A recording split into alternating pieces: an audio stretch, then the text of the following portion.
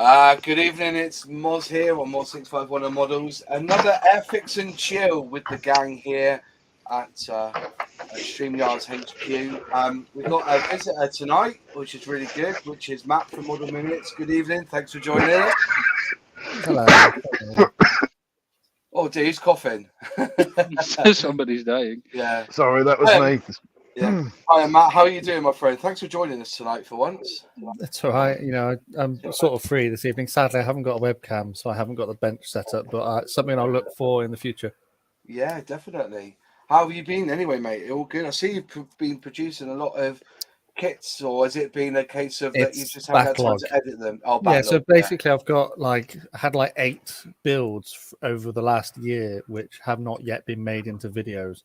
So I've been focusing my efforts on making those videos rather than building something new. I do have a Hobby Boss BF110 on the bench still. It's at the decal stage, so it's not massively far away from being finished.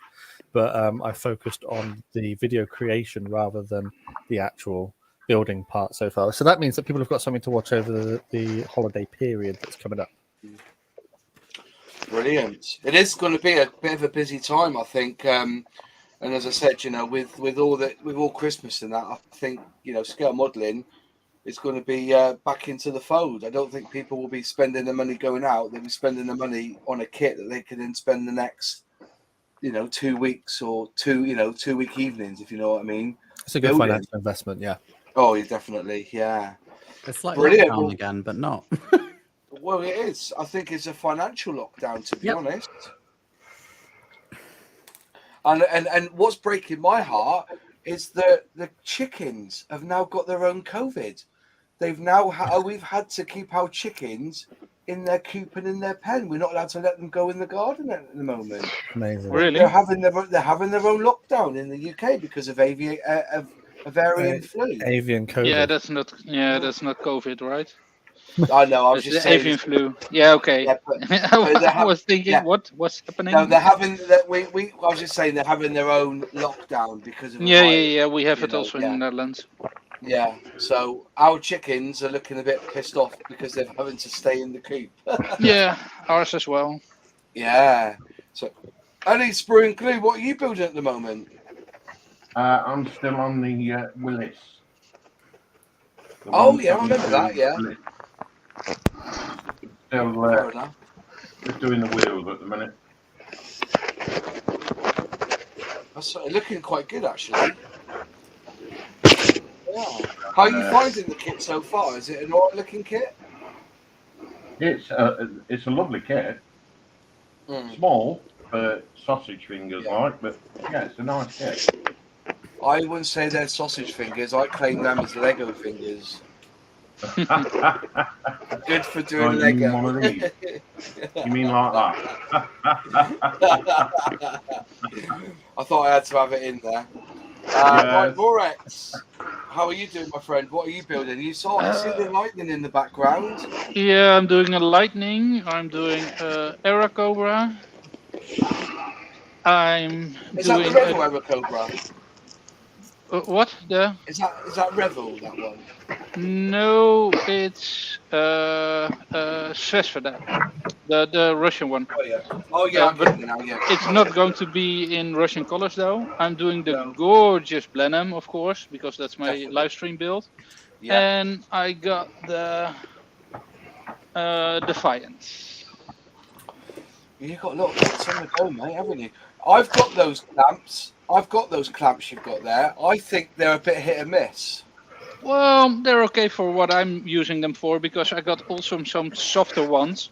Yeah. And because one of the parts of the Defiant was, I think it was a mismold. It was one of the guns, and it was very bendy.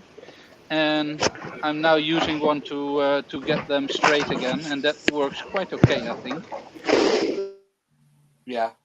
But I'm leaving for LA tomorrow morning very early, so I'm cleaning up my bench a little bit. You're going to America, aren't you? Yeah, so I won't be here next week. You'll have to meet up with John Alex Scale Models if you can. Yeah, I don't think he's. I think he lives in the north, in the middle. Oh, in somewhere. the north, is it? Oh, fair enough. Cool. So we've got Captain VSC. What are you building at the moment? Hello. I have. I'm bringing back the Booker Youngman. Yeah. Which has just been sitting around doing nothing off stream, and the Airfix Dakota. I thought I'd work on those two today, as I have now finished my Lightning. Oh yeah, do I have to send you a patch? Do I? Yes, you do. Okay. You have to show me that in a bit. What's that Dakota like then? Is that the new release that was done this year? No, well, it's the same tooling, but yeah, it's pretty good actually. I'm enjoying it. It fits together generally nicely. I'm trying to get the bloody top of the box off. Hang on. Oh, there it is. Oh, brilliant. Yeah. I still haven't actually decided which version I'm doing, but it's fitting together nicely. It has a detailed interior if what you want is a military Dakota, which is not either of the options on the box. It doesn't have any seating other than the longitudinal fold-down seating. So there's me opening the door thinking, oh, that will look really good. And then I realised I'd have to build all the seats, and so I'm just going to close it up. What interior would you like? Military or military? Yeah. I scratch built my seats in the artillery one I did, but that's a crappy build, to be honest. I looked up the Dan Air Services Dakota. I had a few, but I looked up this one in particular, and all of them show the interior as actual seats because they would have been fitted out before going over to Dan Air. They just clearly couldn't be bothered to give you an alternative. I was going to say, would you have to bother with putting seats in? Why don't you just have a sheet of foam going along the back, and then just a long get a McDonald's stirring stick and just stick that in the back, paint it, or cover it with like a real dark brown varnish, and there's your seats, because that's what a bit like a bench. It was just a bench, yeah. Or I have an alternative. Not bothering. And closing the door. Close the door, yeah. Well, actually, that's a good idea. If you left that door open, you could probably spray it up as much as you can, and then you could put the glass in without it having to worry about masking it up. It needs passengers. It does come with the ramp, because this is the release that they've done with the Willis Jeep. So it does come with the ramp that would go there. Well, I've got that one. It's the same tooling, obviously. Yeah. But no seats. Just no seats, other than the bench seats for paratroopers. And Dan Air Services may have been a budget airline, but they did not expect you to jump out at your destination. No, they didn't. No. No.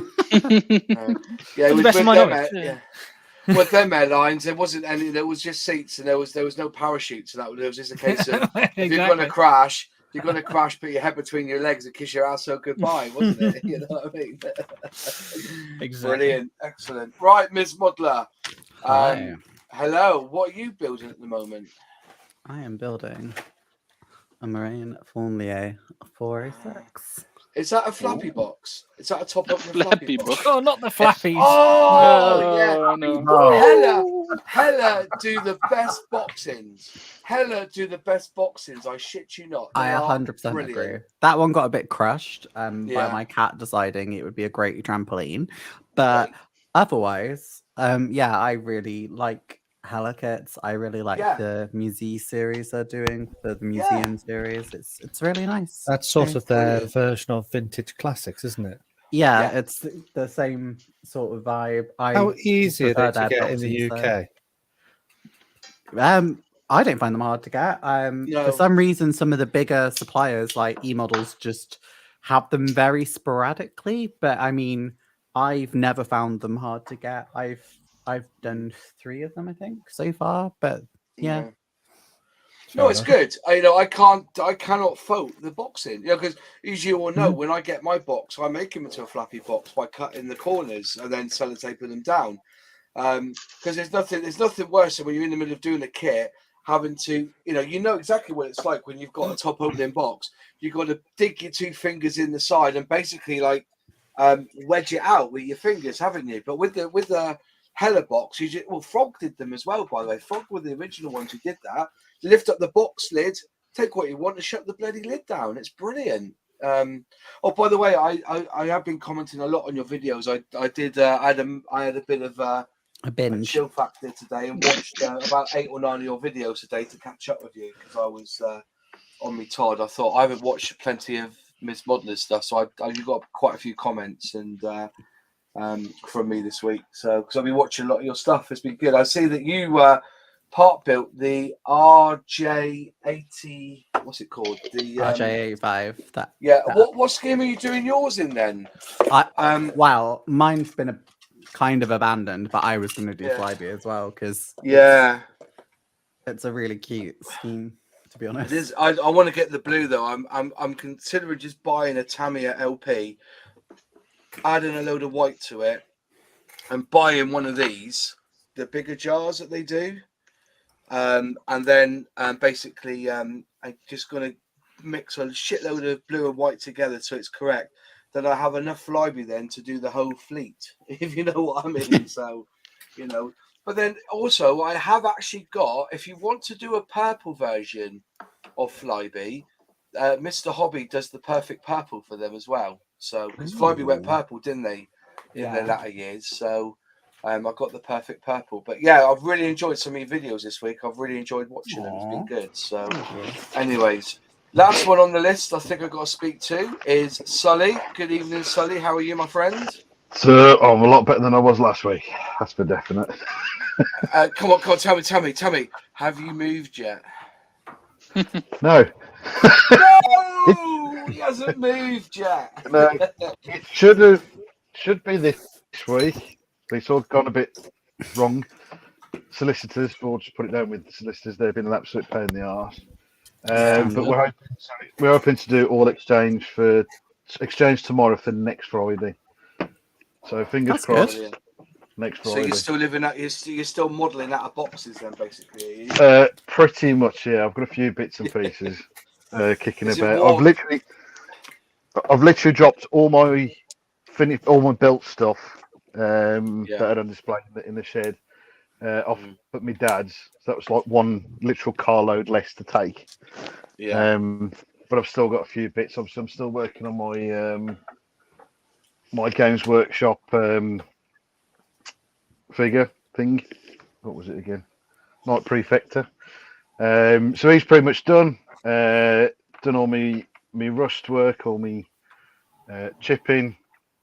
Well, that's done. The shoulder pads, the lot.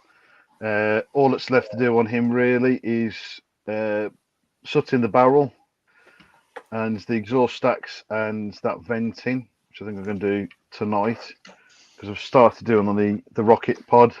Just put some of that white spirit in there as a pigment fixer. So I'm using some sooty pigment fixer for that, and it comes with stuff, isn't it? I mean I love pigment stuff, but this one and Earth one's the only Stardust ones I've got, but they are really good. Most of the other ones I've got are AK stuff, which are fine. I'm just working on. I'll probably start painting him. That came with the model. Yeah. And because it comes with it, as you can see there, I'll just go and grab the other bit. But as you can see there's a gap in the top which I've used for my electrics. Yeah. It actually comes with a cockpit and a figure to go in the cockpit. And I wanted to put it in and have it, the option of, taking the lid off to show it. But I couldn't figure out a way of getting into the electrics and changing the battery and stuff. So I thought, sod it, because they're not really designed to, like most models, to, display stuff. So I got the cockpit section. I made a little display for him. That's so cool. Just there. And see if I can get it to work. He's got LEDs. It's only a couple. It's nothing fantastic. Don't disappoint us now. Nice. Oh, that looks so good. That is excellent. So that's in normal light. So I mean, if I put my light on, you can kind of see it in normal light, but obviously it'll work better in the dark. But I mean, I'll display this at shows, but I'm not bothered. I've just done it for just shits and giggles, really, to be honest. But I've just got to do a lot of cleanup. I'll put a matte varnish on. I've just got to try and clean up some of these seams and stuff. For some reason, it seems to go off at a bit of a wonky angle there. but I cannot be bothered. Everything else is pretty square, but I can't be bothered, so I'm just going to leave it as is. I'll tell you what you need. I'll tell you what you need is one of those Humbrol 3D printers to make your own little base. I know somebody who's got some. But is there a cheaper version I can get? We'll talk about the Humbrol. I don't know. We will talk about the Humbrol. He will accept £100. We'll talk about. I'm looking more resin. In the show. I'm looking more resin eventually. When we move, I want to get a resin printer because I think that for me, that's going to be better for me because I want to do stuff for like dioramas and armor and stuff, and I think the resin stuff is going to be better personally for especially for finer detail stuff like clamps and whatever. But also with the thing is, I mean, 3D printing stuff's great. It's great for tool holders and all that sort of stuff. But I think when you come to wanting for, bits for stuff, it's the layer lines. I think I can't be bothered to try and clean them up because I think it's just a bit too much. I know you get them in resin, but they're a little bit. They can be finer, obviously. It's a lot easier to buff out with it. Like if you get a really high quality resin on it, can't you? Yeah. Well, this is it. I think it's a trend, isn't it? So let's just see. We'll talk about that printer later on if we need to. But if you've not seen my video on it, remember it's not a full review. I'm having a couple of issues with it. And I just want to say thank you to everyone who has linked to me to the cheap printer, and we'll talk about it anyway later on. Right, so the reason we're up here tonight is a lot of people have seen. Oh, before we do that, actually, I better just go through the chat. We've got Aditi's in the chat. Nice to see you, my friend. We've got Anfield in the chat. Nice to see you. 420 scale models. Nice to see you too. To Boldly Go, you've got to come on this channel, mate, at some point. I want you to come on and have a chat with us because I like some of your work, mate. Tigers is in the chat. Argyle fan. We'll say no more. Dick does 4-2 last week.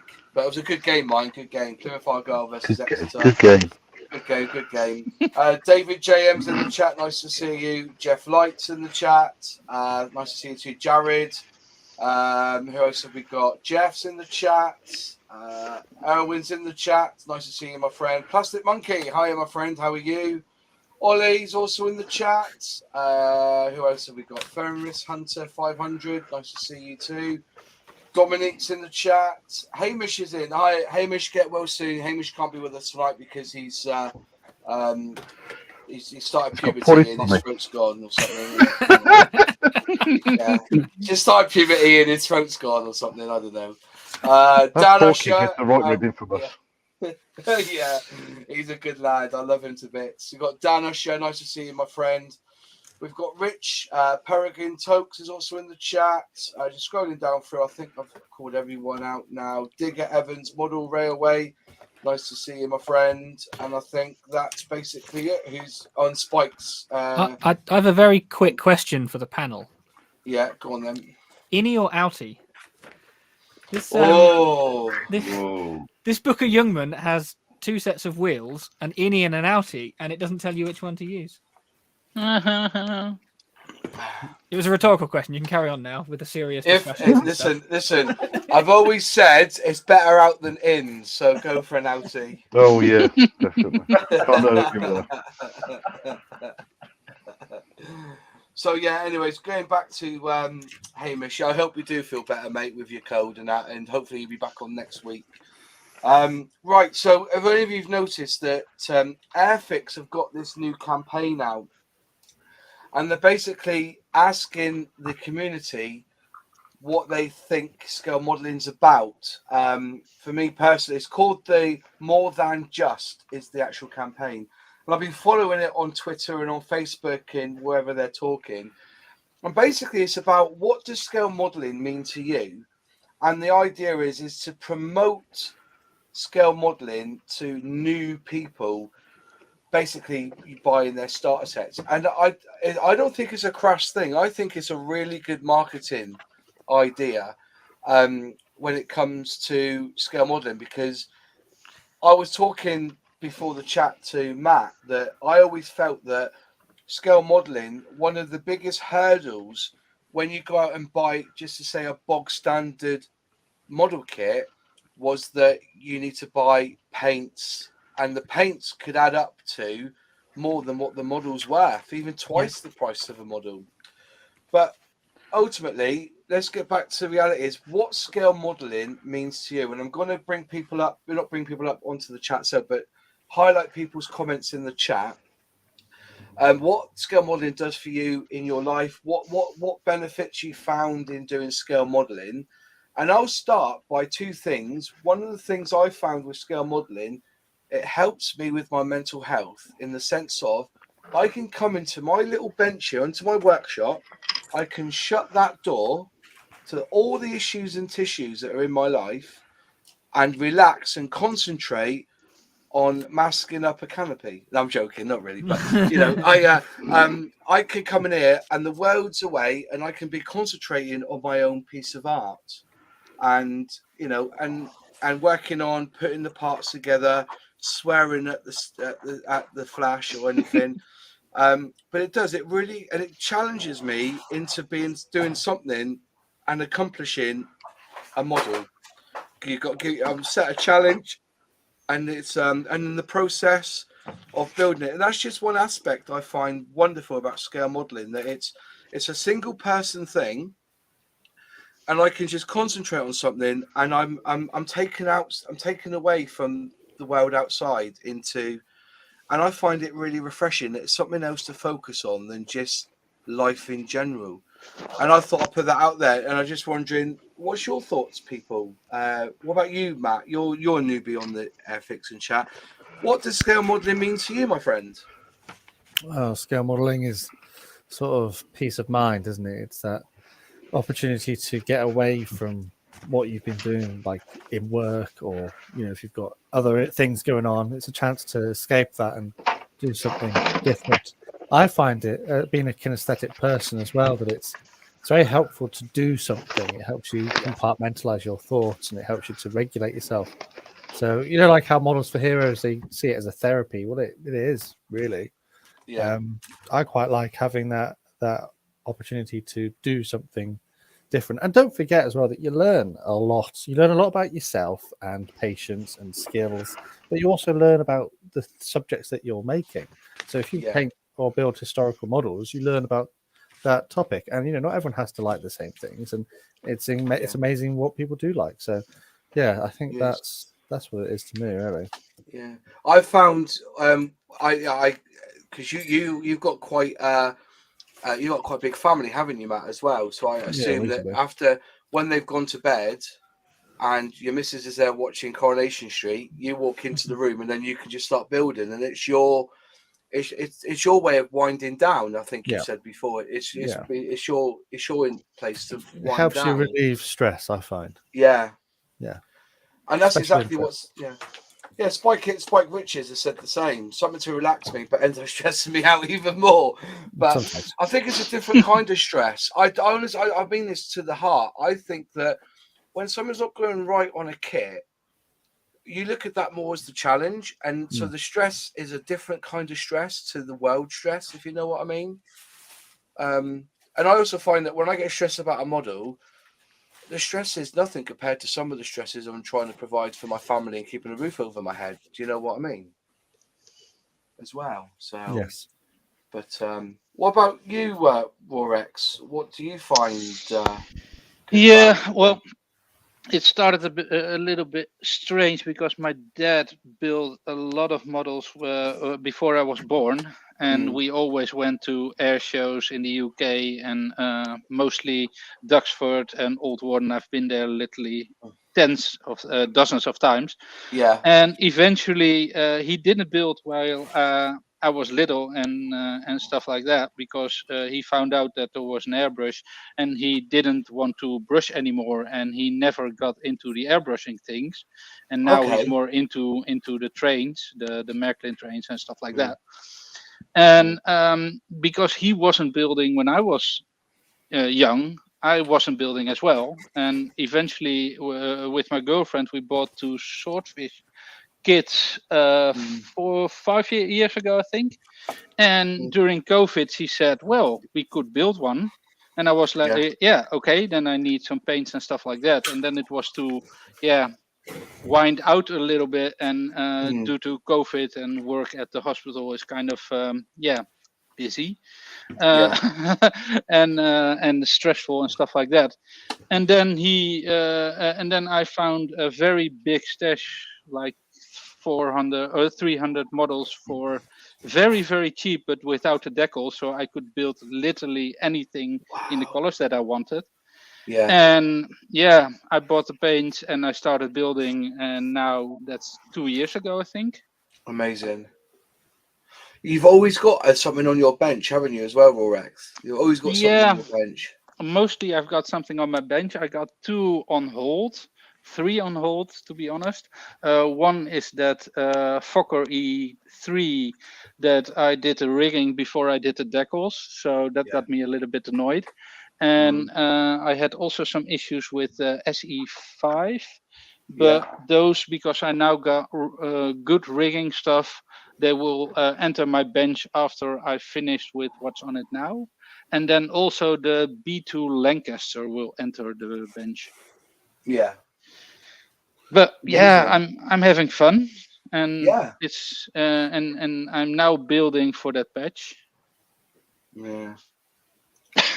It's brilliant, honestly, mate. Yeah, it looks really good. You'll get your patch soon anyway. So I've kept a couple aside for the regulars, like, so you won't know, you won't miss out on that, definitely. I sent you a model as well to build, didn't I? Because you won a competition, is that right? Yeah, the vampire. I haven't. I had some issues with the postal service with that one, but Did you get your money back for that, by the way? Because of course not. Of course not. But I've had the same issue this week with buying my workshop. The HobbyZone stuff, and I paid £210 for it, and then I get an email from UPS saying I owe £60 worth of VAT on it as well. Yeah. And then I realised that if I only had split the order at £100 each, or to buy sections of it on certain days, so it never came to more than £100, you don't pay VAT on anything over 135 quid. So if I do that next time, if I did, I'll probably do that. But in theory, there shouldn't be any, because I sent it to you as a gift. There was no value on it, so I do apologise about that. But it doesn't matter. I'm okay. Yeah, that's okay. Just quickly in the chat, Peregrine Tokes has said, relaxation and forget the worries in my life, same as reading. Quite true. And this one got me as well. To boldly go's written, it improves dexterity post-stroke, so my occupational therapist says. Yes, I agree with that. Great. Yeah, I can see that. That's nice to hear. Yeah, and I hope you do I hope it's improving to boldly go. I really do. Luke Highland's written, I've never been more relaxed than when I'm doing a build. Even the other half has noticed. There you go. So we're getting this kind of theme going through on the chat here, that it just helps me to relax and unwind. If I get stressed, I get up and I go away from it. Fair enough. Dicker has written, detailing and weathering is really relaxing for me. Jeff's also written, it helps hand-eye coordination and problem-solving skills in tune. Jeff's written, and keeps away from the TV and out of the pub. that's what we were saying before, wasn't it? I think that people will buy model kits now because they don't want to go out and spend money. They'd rather just spend their time indoors. So, but and then realizing it costs a lot of money. The stuff, the tools. Yeah. Ms. Modeler, then. So, what's scale modeling for you? How do you see scale modeling? So, a couple of things, I guess, for me. So, I did an article on my site about part of my journey with model making, which I think led up to a point about the relationship between I guess aviation, and also when I was a child, one of the only things I ever did really with my dad, because we didn't have a lot in common, was aviation related, and at home that was just building a model kit. So it has a lot of emotional value for that for me.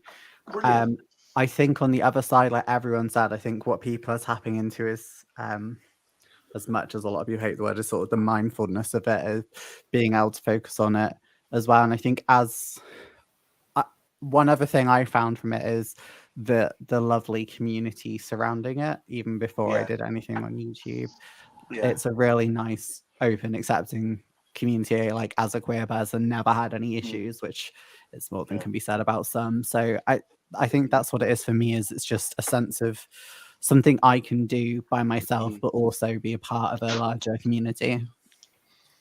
Fun. Well, we love you being on, to be fair, and also it's really good to hear your thoughts on certain models as well from the female sort of side of it, like, you know, because us blokes, we chat the way we do, but it's nice to get a feminine side to it as well, and how you see kits as well.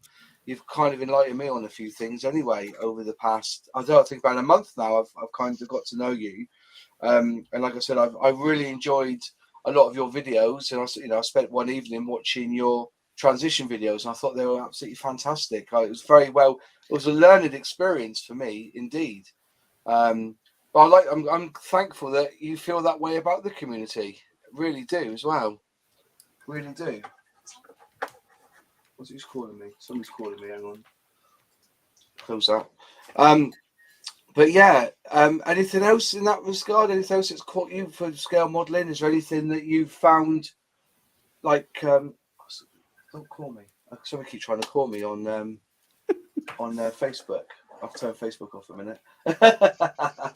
We'll just close this down. Anything else you found with scale modelling that's helped you? Does it keep you out of stress, etc.? Still on me? Yeah. Yeah, so I mean, it definitely helps with stress. But anyone who's watched any of my stuff, I had to take a break off my IRL job. During July, August, I took 2 months off and pretty much barely left the house except to go to model shows, which again, like, it made it a lot easier because of knowing people and it just being a lovely, welcoming environment. Yeah.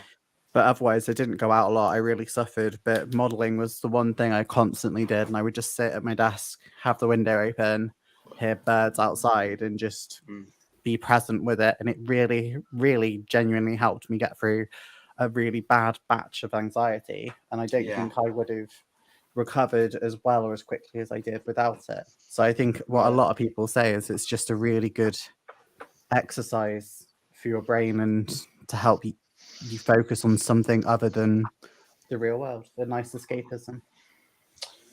I'm more impressed at the fact that you hand brush your models with those nails. Not only hand brushing, but also cementing and and taking them off the sprue. It's like impressive. Yeah, I kind of laugh when you said in one of your videos, I've had to revert to my favourite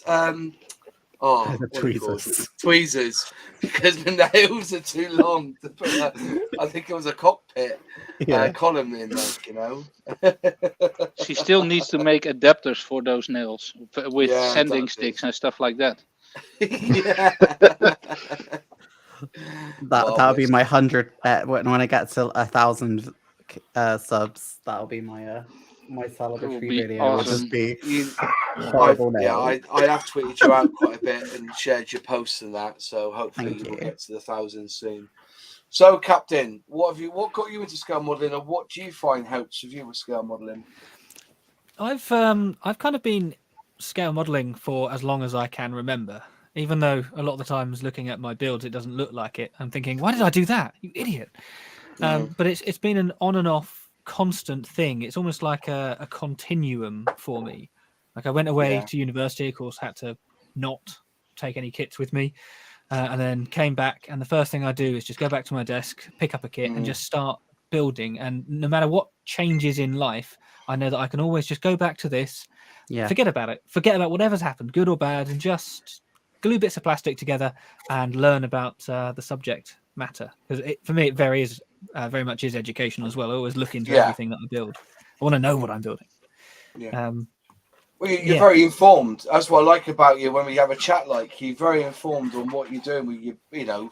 I'm quite lackadaisy, like, you know, I just see a plane and think, yeah, I'll build it. I don't really look into the history of them, but you are pretty knowledgeable on parts of the plane and stuff, and I used to do it in sort of this kind of order. You'd have a book. Here's a book on Marauders, and then I'd go and buy a kit of a Marauder. And now I do it the other way around. I just buy a plane, go, oh, that looks all right. Well, don't know what it is, and then I'll learn about it. Yeah, fair enough. And does it help you with your mental health, or do you find anything with the stress and? Absolutely, sorry, I'm just sitting on my own foot. It absolutely does help with my with my mental health. Don't question it. It's always nice physical health. After yeah, sometimes I do make my foot go numb by sitting on my foot. Yeah. I'm in a very cramped space here. This is not my normal setup. No. But if I've had a stressful day, week, month, or if I've been on the road with the band, for example, and it's just all been hectic and drink, and just come back and again lower the speed of life, lower the pace, and just chill. Yeah, just chill. Ferris Hunter has just done like I know I can't call it a tweet bomb, I'll call it a comment bomb. He's written, that's that peace of mind that escapes, but also helps me to sort through my thoughts during difficult times. I can focus on an issue with no worries, or I can build and let the world fall away from me.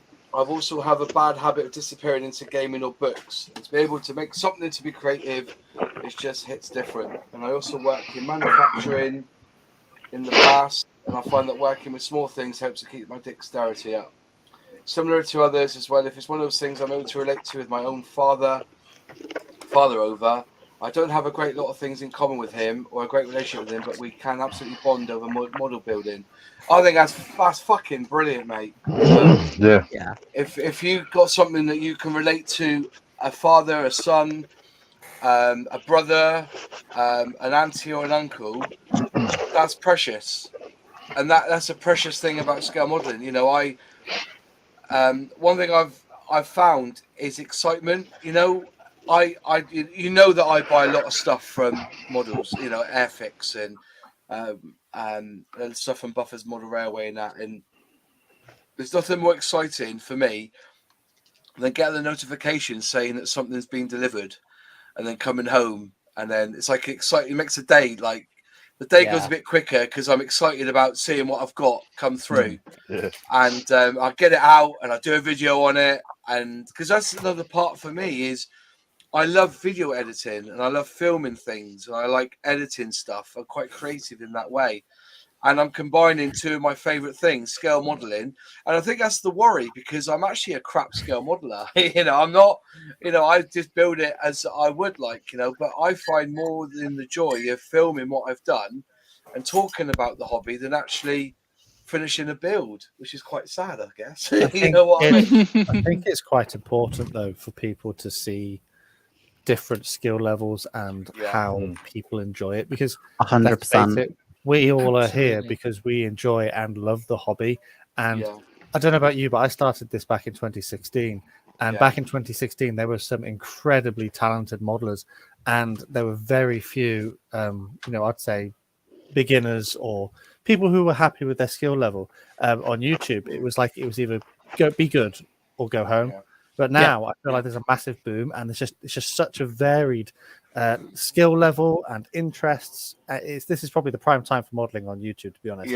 And I think that it highlights to people who are coming in. You know, they like 5-10 years ago, they would have sat down, they would have put on YouTube, they would have typed in model kit, and Plasmo would have been the first thing that comes up, and they'd sit down and they'd watch it, and it would be a fantastic build. But there's no way that person who's literally just bought an Airfix kit in the shop today, watched his video, are they going to be able to replicate that? Not in a million years, because he's been doing this, you know, like his whole life. Whereas that person then is going to be feeling very like deflated that they can't reproduce that sort of result. And I think it's good that even us, you know, we show people when we make mistakes and when we do something wrong and when something goes like horrendously bad. Because that way it shows people that you know, we're human. It's okay to make mistakes, and it's okay if you want to not paint your model and just put it on YouTube as it is, or not bother putting the transfers on, or I don't know, not paint the interior, because let's face it, it's your build and everybody likes different things. So I think that is a very important part, sort of almost a responsibility that we have. Yeah, absolutely. I 100% agree with that. Because I think that's the thing about you, Matt, and I've said this to you before, I would never have dreamt of putting out a model kit if I'd not seen the likes of yourself brush painting a kit.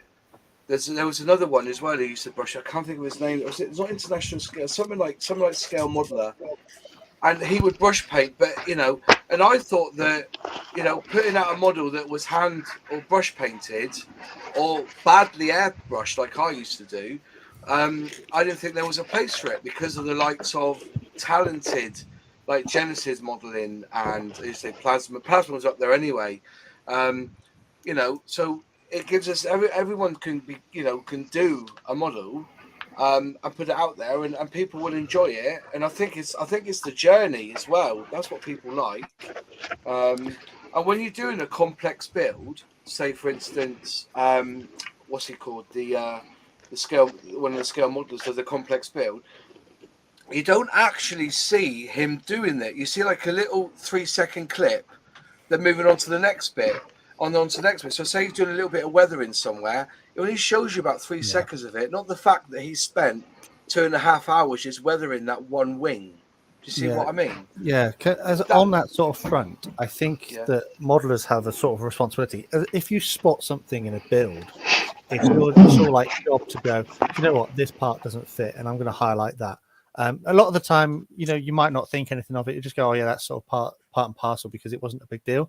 But if there's something fundamentally wrong, and I'll use the Airfix Spitfire Mark 5 starter set as a prime example. What's the main problem fit-wise with that kit? Can anyone tell me? Yeah. Has anyone built it here? I remember people talking about it. Yeah, it's the spinner. It's the nose. So they've designed it to have a way to put the spinner on without actually having to paint it and stuff. But the problem is they've made the almost the projection on the back too long, so it doesn't fit properly, and there's almost like a 2mm gap where it dangles backwards and forwards. So it's not it's well designed, but it hasn't been implemented right. And majority of the people that I've spoken to have had the same issue. And I made a bit of a deal about it because I showed it in my video. I showed what the issue was. I then showed a fix for it. How to resolve it. But the thing is, if you go on, I know Airfix have uploaded their own starter set how to build this model kit, and they have not made any mention of this being an error. All they've done is, we've already assembled this bit and now we're going to put it in the model. Yeah. So I think that they have had a problem with it, and they've gone, do you know what, it's better just not to show it, because it then highlights that we have a fault with our product. But isn't that what companies do, though? All of them do it. That's where us as independents is where we need to basically say, hold them accountable. Exactly, call them out. Yeah, I think that's right. A couple of points from what you've said. Firstly, Moz, you referring to yourself as a shit modeler, ultimately you are making models for just one person. So if you think that no one argued with him either. Yeah. If you think you're shit, if you think you're good enough, you are ultimately your only audience, and that is what I like. So I know that some of mine would never, in fact, none of mine would ever win a competition, but that's not what I'm making for. I'm making because I find it relaxing to make. I think you should make a poll on your chat asking if other people agree. Is Moz shit? If you get probably yes, if you get 15,000 votes, which is more than the number of subs. Well, you've got 50 people watching, so I'm sure you get a couple of votes there. And secondly, it was actually I honestly can't remember why, but I was always put off from YouTube for exactly the reason that you mentioned, Matt. It's very much a here is a little bit of somebody gluing something together, and then oh look, now it's all sort of together and weathered and looks very realistic, and there's no way I would ever be able to relate to that. And it was actually your channel that I somehow found when I decided just to Google something, and I thought, oh look, somebody who's painting a model and talking sense and not just showing off with an airbrush. And I think the hobby definitely needs that. I had similar experiences, but it wasn't YouTube. It was, and I won't name them, but it was on modeling forums, and it was the classic case of anytime I'd show anything, and I have like my website, everything is all. I am an average model maker. I am happy with that. Yeah, eventually I'll improve over time, but I know what I am, and I'm fine with that. But whenever I posted anything, it wasn't kind. Oh, that looks great. Maybe you could try this. It was just people moaning that things weren't quite right, or it wasn't. Oh really shit! Go back to Lego. Yeah, and it's like this is literally a forum. Like, it's not a modeling contest. I'm not entering a contest. I'm just trying to go, here's the cool thing I made. I like it. And that's what put me off for a long time. But I feel like the community as a whole is changing. I feel like modeling is catching up with most of the arts and crafts, which are doing a lot better on YouTube. Which is great. And I think that's what encouraged me to start doing it as well, is not. I feel like there's a very old generation, the old guard, who see people who don't do it their way or to a certain standard, and they call everyone else who doesn't, assemblers, because they don't build a model. They're not a modeler. They just glue the bits together, so they've just assembled it. They've not put any work into it. They're not putting and I feel like this old guard who are stuck in the 1970s, where the people who could pay for the high quality products and pay for the high quality paints and pay for the high quality tools, now they're being caught up. They're being caught up by people who have access to mediocre paints and mediocre tools, and I feel like they don't like it. I feel like they haven't kept up with the time, and they haven't moved with it. And I feel like that's part of the problem, but it's a very small minority, and they tend to gatekeep. They don't want other people to catch up with them because they've had this monopoly for so long. But what they don't realize is that by them trying to limit the pool of people who have access to this hobby is going to kill it. You see online all the time comments, posts, this hobby is dying because of X, Y, and Z. This company haven't made this model kit, so it's dying, it's bad financial, all of this rubbish. And actually, I think we're the best modeling has ever been. And it's in our interest to have more people involved in it, even if it's just someone picking up a model kit, gluing it together and throwing it out a window. Like that's a modeler. That's like where most of us probably began, and it's beneficial for all of us to encourage that.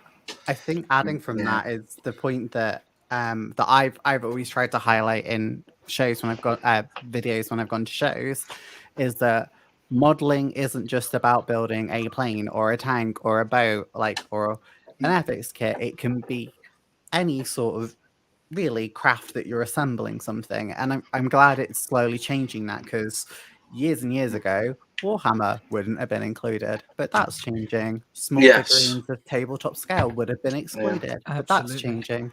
And that's bringing more people over into the hobby, which I think is great, because like you say, it was the same sort of people who were gatekeeping it that prevented the hobby from really, really growing. Yeah, I was just going to just say on that note, when I've been to scale model shows, and I see some of the models that have been put up on display, I do basically look at them and think, I can do that. I could do better than that sometimes. You know what I mean? I had that realization probably about 15 years ago. I went to a model railway exhibition, and I was walking around, and these are people who I know no like shade to them, because they'd obviously put hundreds of hours of work into some of their models. And I looked at it and I thought to myself, I could do that. I could do the same or better than what they've done. I mean, bearing in mind, this is, I'm not saying, they were bad modelers. They obviously got out of it what they enjoyed. But I thought to myself, I can see where you haven't glued that bit down properly, or, that bit hasn't been painted or whatever. I could see those errors. And I said to the guy, why haven't you done that? And he went, I can't be bothered. I wasn't interested. Well, that's fair enough.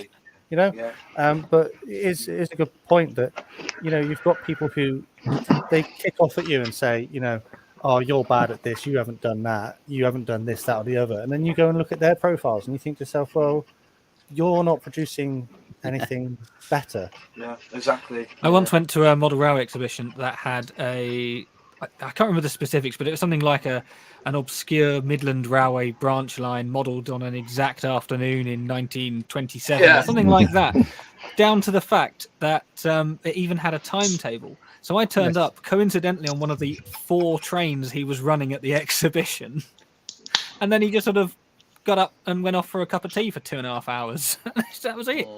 And the best bit, he hadn't even finished the model. It was mostly just balsa wood and cardboard. Yeah. It blows my mind when people do that. Like, I get it if you want to timetable it, but have something going all the time. Don't have the front of the layout empty of moving something. You know, it's a show. It is a show. You're supposed to be seeing stuff. And also, what I mean, this is sort of related. And if I go off tangent, I apologize. But I went to Fairford many years ago. I think it was like 2017, and we saw an F-16 display, and it was amazing. And then the next Air Force came out, and it was an F-16 display, and it was okay. It was similar to the first one, but it was all right.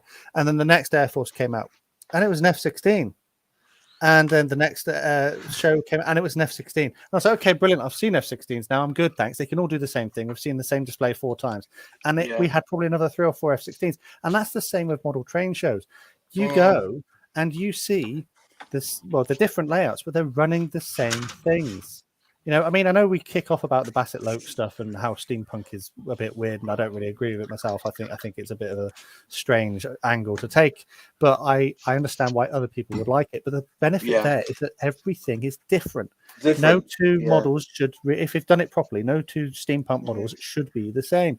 And you go to a model railway show, and they've got a train running along, and yes, it might be in a realistic setting, but you're running the same Class 08 from Bachmann as that layout over there is, and that layout over there is.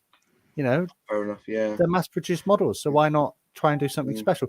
This model, for example, has extra lights and a smoke generator and whatever, because that's what you're showing off. You're showing off your individuality, whereas just running the same stuff as everybody else.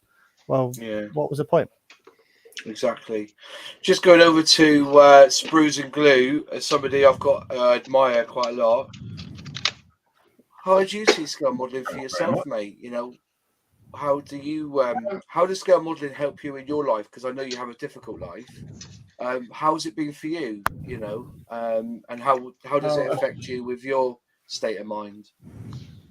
Well, as somebody that doesn't leave the house for the last 6 or 7 years, and I mean literally doesn't leave the house, I find that this is my release on getting my entertainment. This is my way of expressing how I feel at the time.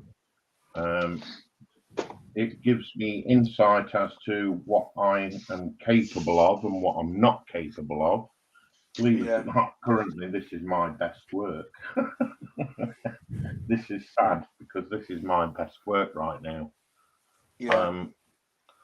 I've really taken my time with this. So the internet with the hobby alongside is a great release for anybody with, for want of a better word, a mental health problem. It's a way of mixing your hobby with making friends, as I see it. Although I'm not out there making friends in the real world, you guys are my friends. So I find that being able to come on here, sometimes not openly in a live stream, I can have a conversation with somebody while doing something like this, openly discuss any problems that I may have. So I find that the hobby has opened a whole new world to me with the internet to go with it. If that makes any sense. I'm not very good with my words, so it makes perfect sense. Yeah, it makes perfect sense. But that's why I've got you on as well, like, you know, because as I said, you know, I you know, because unfortunately I'm able to work from home, and I do come and watch your live streams when you're doing your Lego and stuff. You do, yes.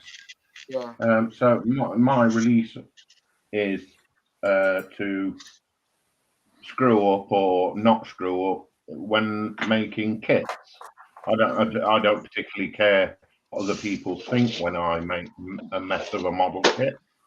it upsets me that they feel the need to be ranting and raging because I've not done it their way.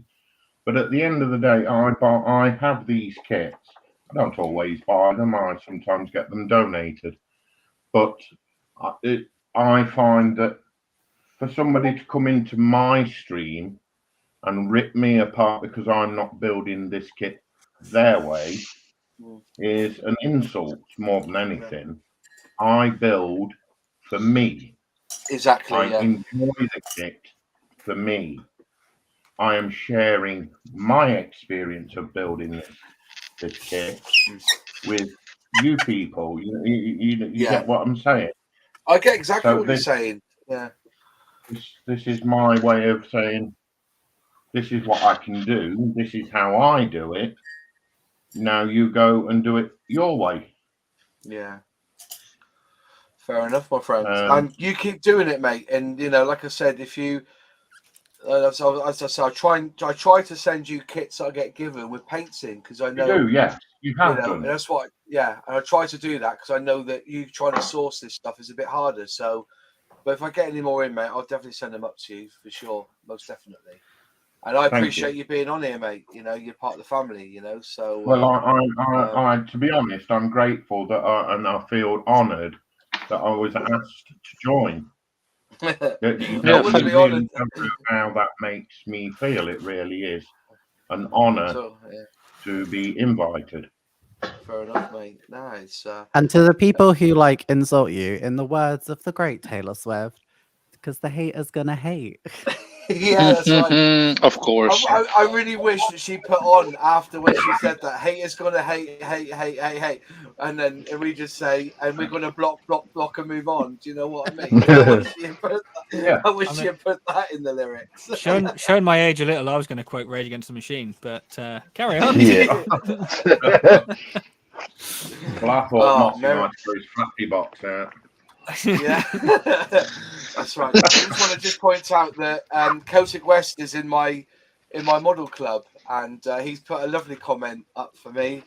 And don't worry, the £100 and the bear cat's in the post, mate. Okay. So last one I'm going to ask for is Sully. Sully, my friend. Yes. Go on then. What's scale modelling for you? And honestly, mate, you're one of the chaps I admire for your weathering and same as James at LPJ Models. Your modelling, your weathering is amazing. Your gluing up's crap.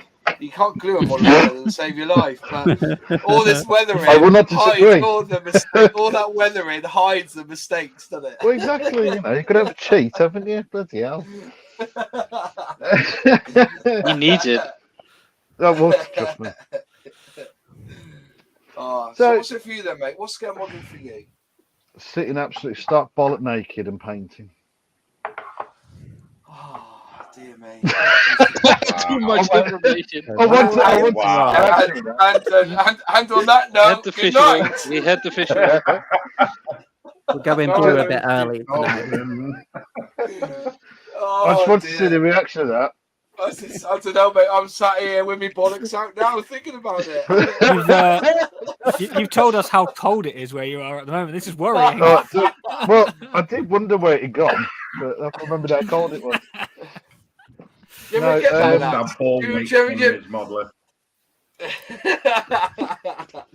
You ever get that when you're walking down the street thinking, "Oh, it's a bit cold out," then you realise your flies are down. You know what I mean? Yeah, I've done it several times. I did it recently at work, actually. Anyway, I won't lie, I can't relate to that issue personally. But that's fair enough. You do you. You do you. So what is it? So it's the fact you can just sit down there, bollock naked, with a paintbrush or a hairy stick. Yeah, exactly just that. No, man. It's getting worse. I'll tell you what, I feel very uncomfortable naked, to be honest with you. Even though I'm comfortable as I am, it just doesn't feel right. At least a pair of boxers. Not as uncomfortable as the rest of the community centre. That's it. It just brings a new light into when we talk about hairy sticks, doesn't it? You know what I mean? And he is demonetized. I tell you what, I'll have to in the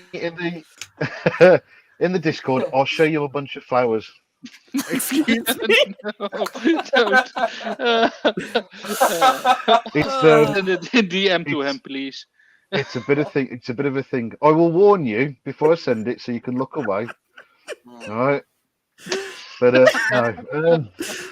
Oh God! Okay. It only took him a few streams to get here. Just no, honestly, right. I doubt it, but if any of the guys from work are watching, they know exactly what I'm on about. Doesn't make it better. No, I will share it with you and traumatise you all. It's only fair. We found the level, folks. Yeah. And, yeah. And went over it. So, going back to subject. What's Honestly, yeah.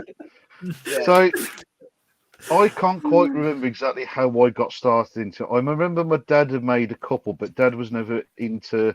I don't think he was really ever really into modelling as such.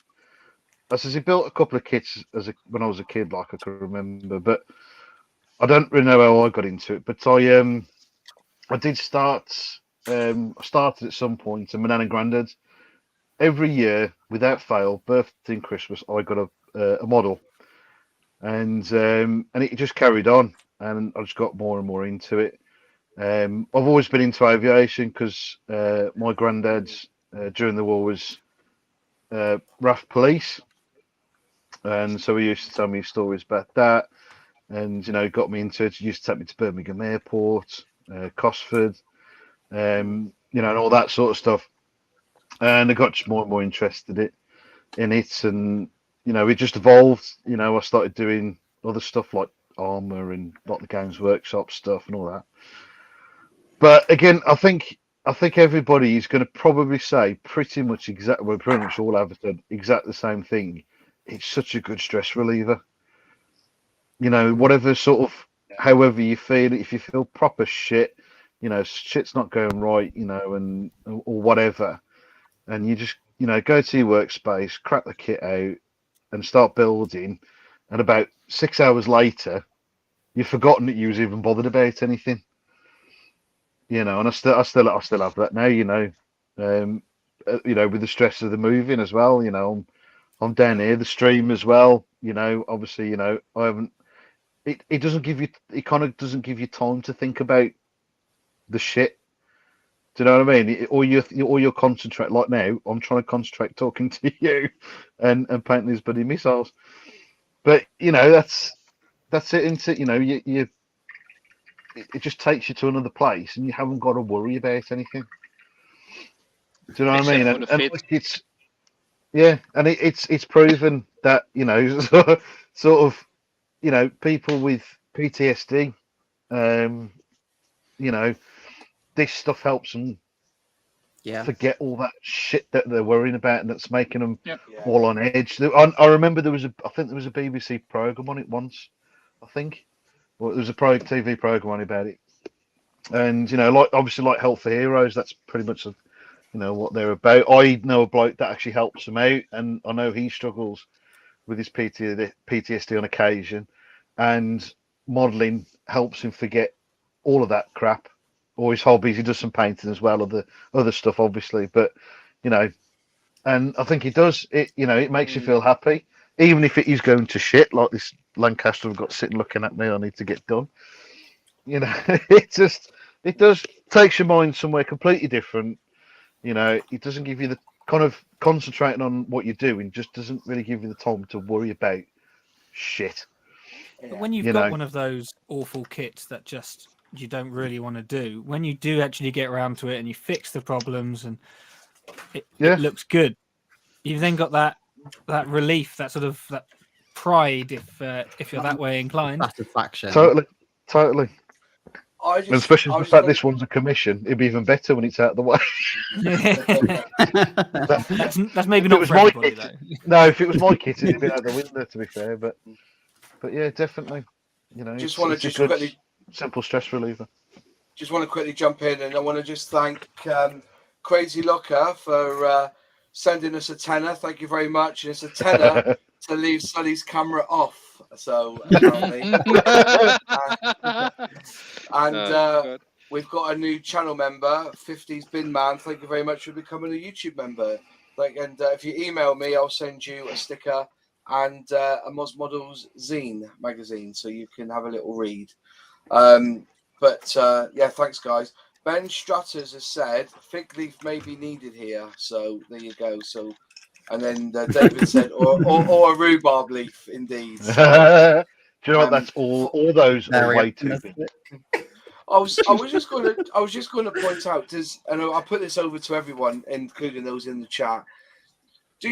I'm very fortunate that once I've built the model, put on the decals, given it a gloss coat or seal coat, maybe a tiny bit of weathering, I'm then done. Do any of you find that the model is never finished? There's always something else that you need to do to it before you can actually say it's done? I don't think I've ever finished a model in about 20 years of making kits. Wow. I find sometimes there's a bit of a balance. Like if I'm building something for me and it's not going on YouTube or anything, then anything's fair game. I'll do what I want.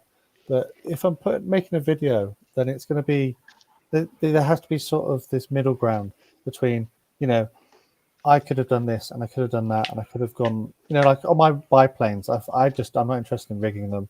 And, people leave comments like, wow, this video took you 6 months to make, but why did you use like 2 hours of that to put on the rigging? And I'm like, because that wasn't interesting to me, Could put rigging on. I could always make a video of me putting the rigging on in the future for a tutorial or something. But I feel like, no matter what you do, a model could have more done to it. I could add more figures. I could add 3D printed parts. I could add photo etch. I could add, a diorama base. You do have to come to that point where you think to yourself, this is an acceptable standard now where I'm happy to make a video about it. Yep. So have I killed the conversation there? No, you haven't. No, 420 scale models is commented. I'm with you, Moz. Get them done, then on to the next one. And I'm kind of in that frame of mind because also I'm trying to create content as well. So it's for me, it's get it done and then on to the next one. But I like to think that I build the kit to the best of my abilities in the time, and as I said, my thing is to point out the few issues you come across kits, and I try not to blame the kit because I think 99.9% of the time if there's something wrong, other people will know it's going to go wrong at that point, or you've just not done it right and not spent the time trying to fix the error. That's what winds me up with some of these modelers. A finish is a finish. But when you say, "Oh, the kit is shit," or it's dog shit, or this wasn't right, I try to build that Tamiya Mosquito, and when you've got the back of the engine, there's like that V section, and that fits into the nacelle underneath. I couldn't get that to lie flat, and I know it was my fault. I must have done something wrong, or whether I didn't clean it off properly. But in the end, I binned that kit and I started building it again, and I haven't had that problem. But at first, I thought I was blaming the kit, but it wasn't. It was actually me, and that's why I think you've got to make the kit the best of your ability. But there comes a point for me when I just want to finish it off, seal it up, and then put it up at the library for display, and that's me done. And quite a few here said the same. Like Ferris Hunter 500 has also said the same. I'm with you, Moz. I tend to work on a single kit at a time. Well, to a degree. If I don't finish a kit, then it's also me not getting to a new kit, and I'm too ADHD for that shit. I can't focus on just one kit because I like to have something. If I'm in the mood for painting something, I want something to paint. If I'm not in the mood for painting, I want something to glue. So I'll usually have them at different stages. Yeah, same here. Yeah. And Celtic West has said, if I get close to what I originally envisioned, I'm happy. And I think that's quite a good that is a good middle ground, actually. If you're close to how you want it to be, then there's nothing more else to do on the kit, is there, surely? Unless you're Sully, and then you have to it to hell. Well, it is. It's what everyone wants, isn't it? Wants out the kit. Like 420. No, wasn't. Who was it? Ferry said, do you know what I mean? That's if that's the way you want to do it, that's not wrong. It's not a wrong, you know what I mean? There's no wrong answer to it. If you just want to build the kit, you know, make it all nice and pretty or whatever you do with it, and then move on to the next one, that's cool because that's the way you want to do it. But the thing is, you are still going to progress as well because you'll look at the last model you did and go, oh, I've done this one better because you've learned from the last one. Well, I did that a little bit shit. I shouldn't have used that paint or this, that, and the other. So the next time you do something else, you go, right, I'm not going to do that, or I'll tweak a little bit and see if that works. And then it turns out better. You go, oh, there you go. Doesn't matter how you do it, you know, whether it's like the way you do it, Mars, you know, you just build the kit and everything.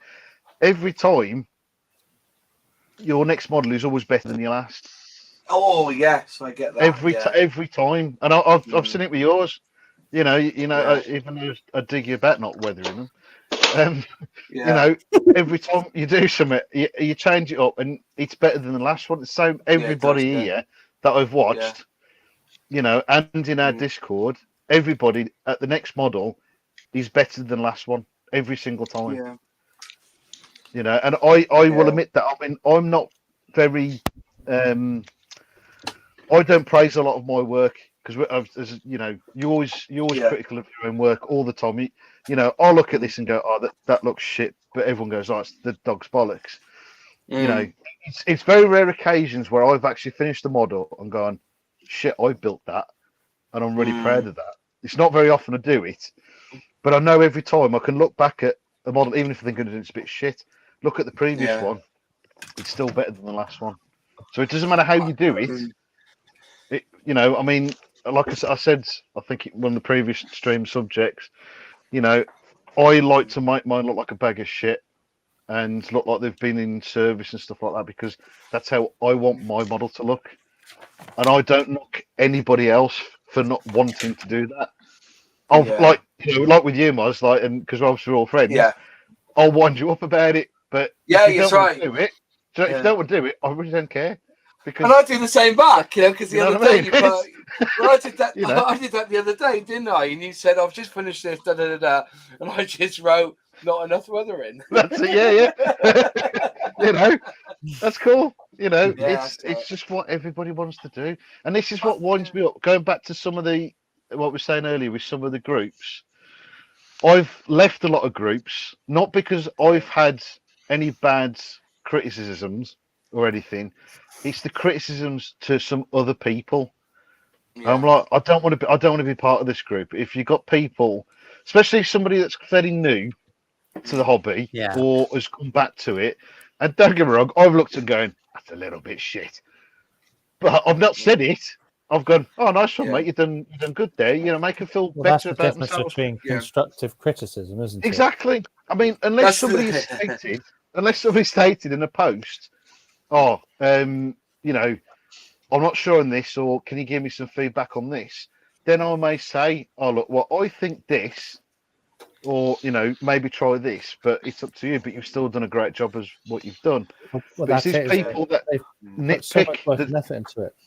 Yeah, and it's quite ballsy, really, if you think about it, to actually put something on some of the most toxic social media. Well, I think most social media is pretty toxic.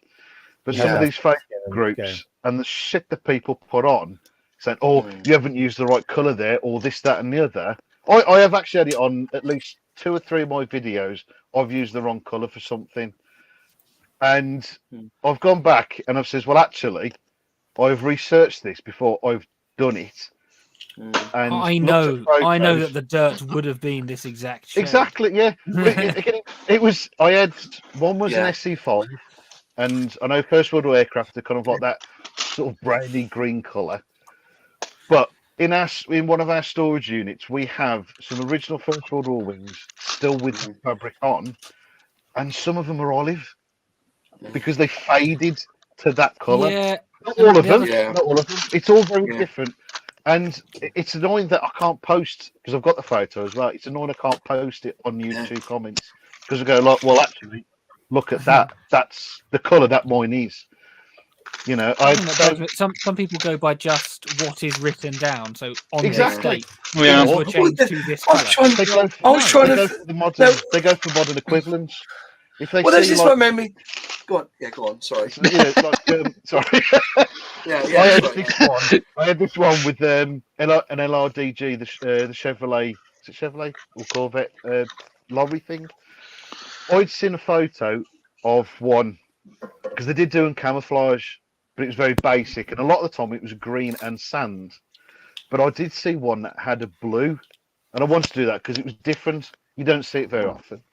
And I know it was an Azores blue, and I've seen pictures of it, right? And I used Azores blue.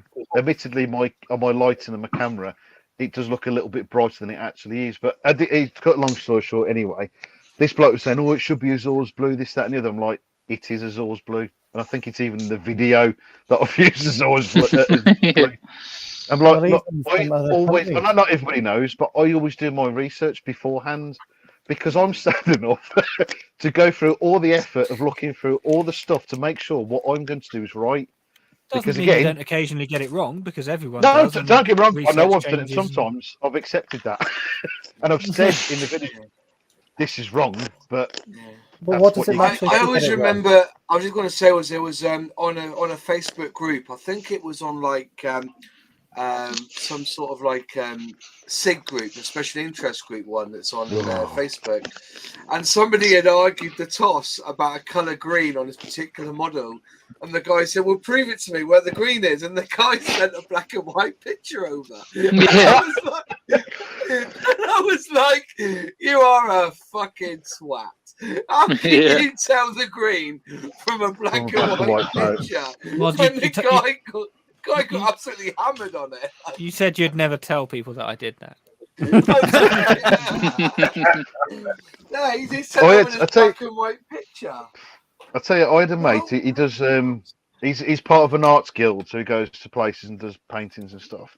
And they've gone to paint the red arrows or draw the red arrows and stuff. And somebody mentioned about the right colour red, and one of the guys there says, "Well, you know, if you look at that line of 10 hawks, each one is a different red because they've all been out in service a different amount of time to each other." Right, so do you know what I mean? You can always say, you know, say for instance, you can always say like it's oh no, I'm not going to get the colour. I know I've got the colour here. Say like it's you know, like the Humbrol, one of the Humbrol red ones. Which is a very close match anyway, is it? The Humbrol red is a pretty close match, isn't it? Whichever colour that, I don't know, they've got the number on it. Is it that one? No, it's not that. Anyway, that red. Well, just for argument's sake, we'll say it's 21. Right, it's 21 red. 19. 19. Yeah. For God's sake. I went down the cam just for you. All right, then, 19 red, but then you use Who's 21 got bingo? red. Yeah, but you say it's like 21 red. It's still red, and it's still fairly close to the actual thing. It doesn't matter. Indeed. Because it depends. You know, it's. We've had this. Me and the guys, because there's a lot of us that work at all modelers, and we have the same. You know, the same sort of, you know, conversation. You know, everything's different. It depends on where the thing was made. You know, especially First World War stuff, especially the lozenge pattern, the German stuff. You know, it depends on what factory it's painted at. They've got standard colour, but they'll be slightly off from each other. Got down the rabbit hole of interior greens with American aircraft, and it was different. Yeah, there's more yellow. It's exactly. It's not like, no, the interior green was a specified mix that was sent around, as in the instructions, but people didn't always do that. Republic apparently got the wrong order, and they started painting things a darker green. And I was just reading this, going, "Oh, I'm just going to mix a color. I don't care. I'm just going to paint it green. It doesn't matter." It's the same with Coastal Command. If you have an American aircraft, they use the American colors to make a little bit like slate gray and dark sea gray, but it was the American colors on the B-17s and stuff like that, and Liberator. Yeah. In real life, I've seen green panels on grey aircraft and grey panels on green aircraft. So, you know, I'd say anything goes. And if someone's kicking off and telling you that this is categorically right, I would say it's up to them to prove that it is, not up to you to prove that it isn't. It's your model. Come on. And also, that is the argument, though, because a camera, if you think about it, depending on where the sun is in the sky, not only that, also the pigment. If you take a picture of something and the sun's at a different hue, that camera picks up that color, and it will never be accurate to what was. And don't forget that everyone sees colors differently too. Even with I think it was Fuji, the bright red was a very day-glow red-ish always on Fujifilm, and with Kodak it wasn't. So that's why I always use Kodak when I was photographing airplanes. Yeah. So, and if they come with like picture with Fuji, then it looks like day-glow orange, which in fact should be red. So picture's there, but the color isn't right. Yeah. Unfortunately, guys, I'm going to have to shoot off now. So it's been a pleasure. No, you haven't. Cheers, Matt. Another half an hour, Matt. Another half an hour, it's Matt. bedtime. Come on. I'll catch you later. I'll catch you. Thanks for coming on, Matt. See you next week. Yeah, mate. Maybe. See you next week, Matt. Yeah, take it easy, mate. But yeah, there's what we say. There's like this modelling standard that things have to look a certain way. The best one, and one of my pet hates, is the invasion stripes. Yes, they always they're all have to be different. perfect. They have to be, but in modelling, but they all have to be perfect, don't they? They have to be perfectly straight, block white, block black, right? And of I course, always that's not paint the them with way. hand.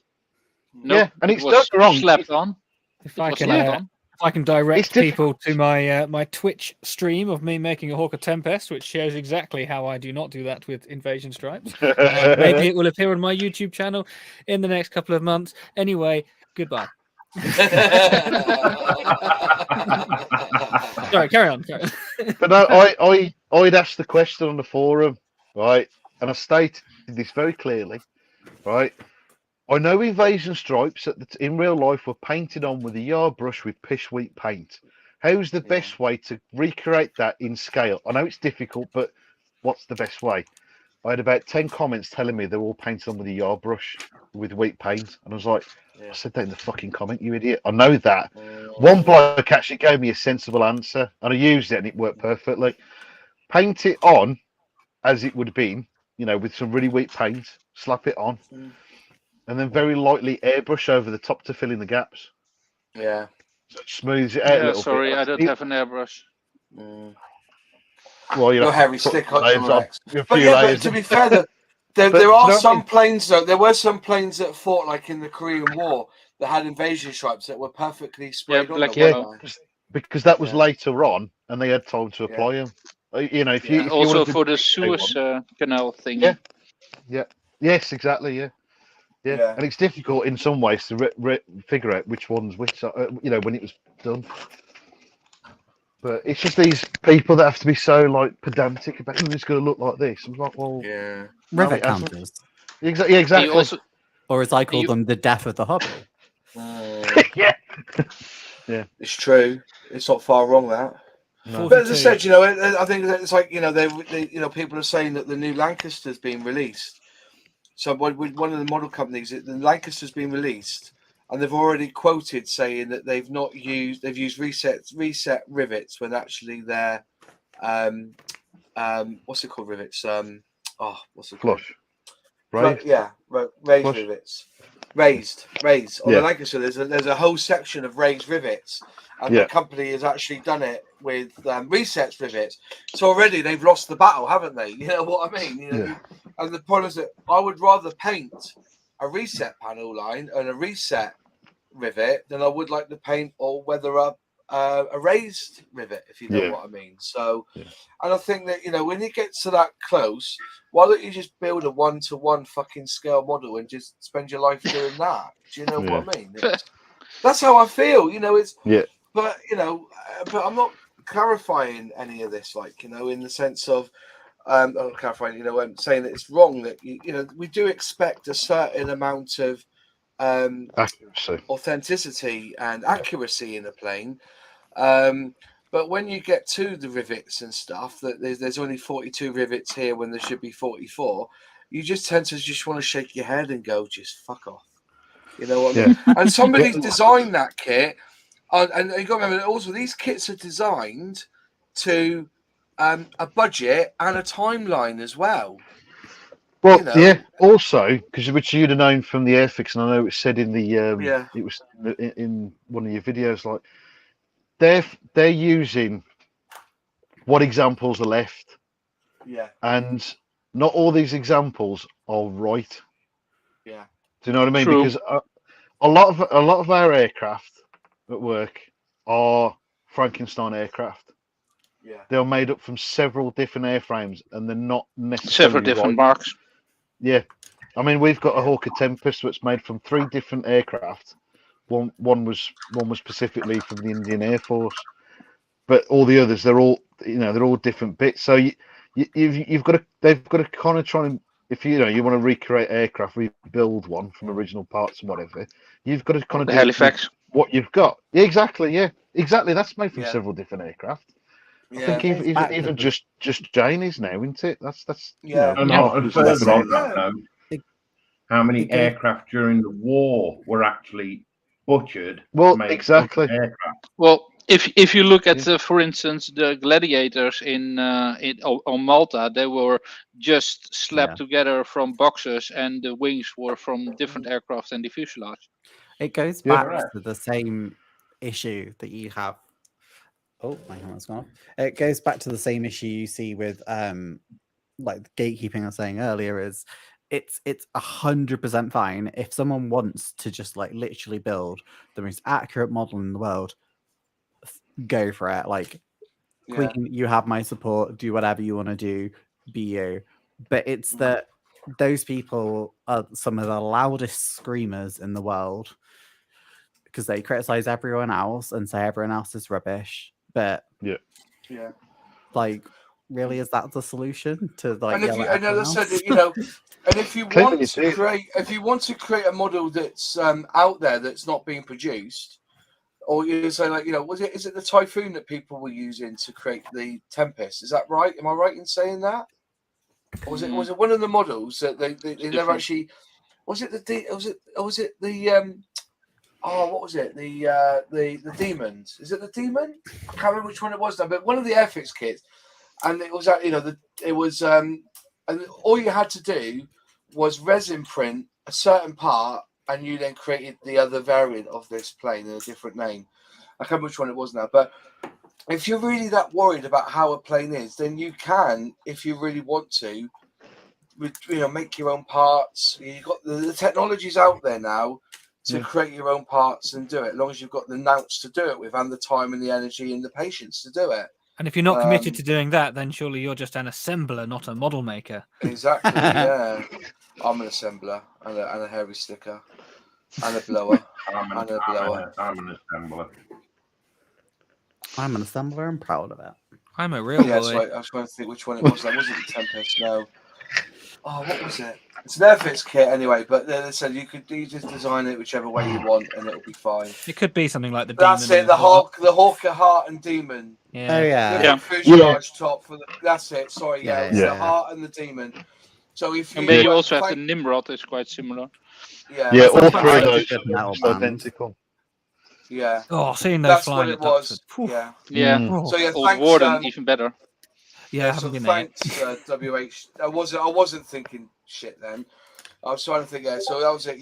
The fuselage top for the cockpit area and the engine bits. You can resin print the Demon to be the Heart, or vice versa. Like if you had the nous and the intuition to do it, and you can't. And as I said, these modelling companies have to make money, and everything's on a budget and on a time. And sometimes they do have to look outside the box and use something that's already out there and badge it for themselves and sell it for double the price. But that's another story when it comes to manufacturing. Put a sticker on it from Humbrol. Oh, put a sticker on it. Oh my god! What could you guys be referring to with putting a sticker on it? It came in a flappy box. I have received this week the Humbrol 3D printer that they've kept in development. It's apparently been in development for 9 months. For 9 months. Sorry. And I've got it here now. and does it work? Skillmate says it was a Reeboks. I've made it. Yeah. So Airfix is never going to ask us to do anything again. No, they're not. We're I'm going to sorry. be positive. I'm trying to be positive. Everyone buy a 3D printer and 3D print your own starter set or something. Yay, bringing it back on I will point. send you a Humbrol sticker. Send me £100. Oh, sorry. To be fair though, it's genuine feedback. Like I was genuinely someone who was looking at getting a 3D printer, and I thought I might be able to trust Humbrol's one. Like they won't just rebadge one if they're developing it. Oh, how Whoops. It has definitely helped inform your decision, and that is good. Yeah, I'm now looking at, is it the Elgu like Jiu-jitsu. Saturn? Yeah. Apparently, the Endor 5, which is £50 dearer than this Humbrol one, is the one to get. If you ask Matt at Model Minutes, or I tell you, Modelling Weekly, he would advise you on getting one of them, and it self-levels as well. Yeah, a few issues with it. I am in contact with Humbrol at this moment, and I've said, look, I can't get the software to run on my Mac, and even though the box says it runs on Windows 7, 8, and 10, and anything from iOS 11 onwards, but I can't get them to work on either of my Macs. It just I get a crash report every time I try and load it. I like the simplicity of it, where you take the chip out and you put it in the back. But it is £200, and like it's been said on numerous occasions now, you can buy this model that isn't badged as Humbrol for £100. They have said in an email to me that, and I asked them, why should I spend my money on this than on the cheaper version? And they came back and said that they've developed the product to a higher standard. We get lots of videos and manuals for it, which I'm trying to be positive, because I'm not this is my first ever 3D filament printer. It's not a resin printer, as I've been told twice now. It's a filament printer, and all I've been able to make out of it is a peg, a Humbrol peg. And as you can see, it misforms here. But it's What just a weird thing to give you as an initial option to print. Why not like a glue holder? For I know. Tamiya. I don't think they've developed it. I think they got somebody else. But just so that you can see, like, I'm not for 200. And I'm trying to, as I said, I've said quite openly that I'm willing to give this a chance, that it does have some potential. But when you see this, where even the docking holes at the back don't even align to the holes of the plastic, you see what I mean? It just looks a little bit knocked together, and it's really sad, because I've been waiting for I've had this on pre-order for a long time. They were waiting for the stickers to come in. I should have mentioned peg, should I? Because now I'm getting the comments. I've been busy pegging. Standard. Yeah, Moz has been busy pegging. Moz is into pegging. Yeah, okay. Oh, we got James in the chat. Hello, James. Nice to see you, my friend. It's a good thing this is a mature adult audience, not just a bunch of children, isn't it? Yeah. Well, it's in the second. It's in the second half of the live stream now, so I think we're all right. Yeah. Oh yeah, we've gone past 9 o'clock now. But like I was saying, it's they claim that they've got they've developed videos and everything else, but as I said, I can't get anything. I can't try it out properly, because I have got a Windows laptop that I use for when I do discos, and there's nothing on that laptop apart from one piece of software that I use for gigging with. And that's the way we do it. Us DJs, we just buy one laptop solely for using disco. And they haven't got back to me and said that actually you only run the software off the chip. You don't run it off the computer. But when I downloaded it when I put it on the Mac, it automatically downloaded some sort of file. So I wasn't, I wasn't too. It's a bit sus, but I'm struggling with this printer. As I said, I've only printed off 2 things or 3 things, and they haven't done a really good job with the print. Now, because I find that the actual layer comes up, the actual base layer that what they call it, the boat they call it, I think they call it. It prints and it just doesn't print right. And then one night I left it. This is true. I left it for 2 hours, and I came back to it was like this. It was there's the peg on top. That's when it came out like that, and I had all this hanging off the side, and I was like, it's like extra. Yeah, it is. Yeah. It's Now like you a can little 3D present. print your own Flash. Yeah, exactly. Yeah. Yeah. Is it in the right scale? Yeah. Though if you're struggling with hair loss, Yeah. Yeah, you can print it. That's Right? maximum bobbing, that. I know.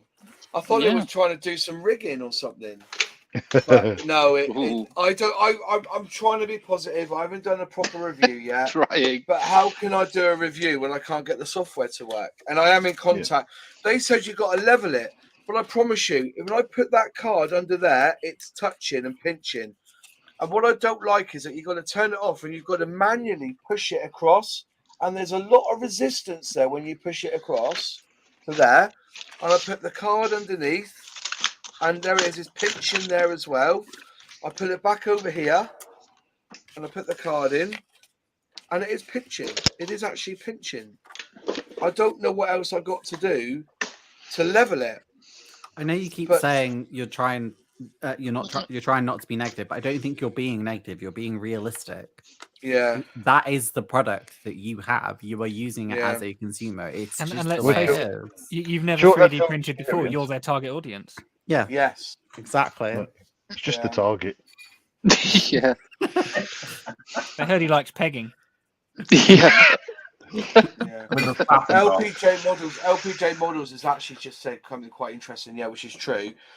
I hate to sound negative, but the Humbrol printer was bad news from the announcement. But they did say it wasn't for enthusiasts, more for people who may be interested in making things and expanding the craft hobby part of the brand. But it is. But I'm somebody who's really tech savvy, but I just can't get the software to work. So at the moment, all I can be doing is making pegs. Oh, New little side business for you there. yeah. But it's like it's fine for it not to be for enthusiasts, but it still needs Yeah. to work. It's a Yeah. big amount of money considering the market out there at the moment for 3D printers for the really cheap ones you can get on Amazon for 60 to 100 quid, which are Yeah. The same as fundamentally this. the same as that. Yeah. Yeah, exactly. Well, they are the same as that. But yeah, some of them are. They are that Insane. one. Yeah. As I said, I've been playing with it, trying it, and I haven't touched it for 2 days now because I wanted to get the video out as my first thoughts, and I did Yeah. actually put this is not a full review, and I did express some of the negatives of it in the fact that as soon as I shared it to the Discord groups, I had 4 or 5 people link me back to the Easy 3 Nano, and they're £99 on Amazon, and to say that you're getting extra manuals. Well, let me do a prime example. This is the card you get. I'll blow the screen up. Okay, I'll blow the screen up so that you can read what I'm reading. Okay, it says there. This is about leveling it. Okay, press the home button on the reverse to the printer to allow the printer head to return to the start position. Once finished, remove the power supply cable from the printer. And it says here, attempt to slot this piece of paper underneath the printer nozzle in one of the 4 corners of the printer. Manually move the printer head if required. So it's actually saying here, if you see how I'm reading it, that all you have to do is put this in one of the corners and it will be level. That's what it's telling me here. Yeah. It doesn't say do all 4 corners. It's saying do one corner. Well, did you see that one? Paper. The piece of paper should be lightly pinched by the nozzle, but the paper should still be able to remove with ease. And that's what I've done. It's just slightly, you can feel a little bit of tension there. Adjustments can be made by the height of the printer bed using the screwdriver provided, but it doesn't say how to actually adjust it. Do you adjust it left for down, right for up, or right for up, left for down? It doesn't tell you that. But then scan the GR code for the instruction manual. Well, surely that should be in the box. Trying to save on paper. Well, that's what I'm saying. Yeah, but you're paying £200. Did you look at the one that Lexi sent with the one with that in with 5 of the printers? Oh, yeah. I did watch that, and he put that paper in 5 different points, but all the corners and the centre. And did exactly the same. To be fair, he did exactly the same as where you did. I mean, you did do it in all 4 corners. Yeah. But they got that weird because it's a screw thread into it to raise and play.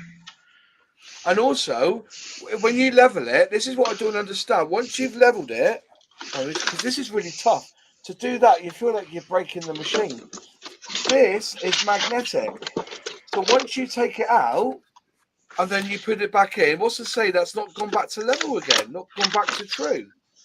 So I can't get the bloody thing back in now. With that, I'm going to put it to the middle here to get it to go over the screws. It's not the best design.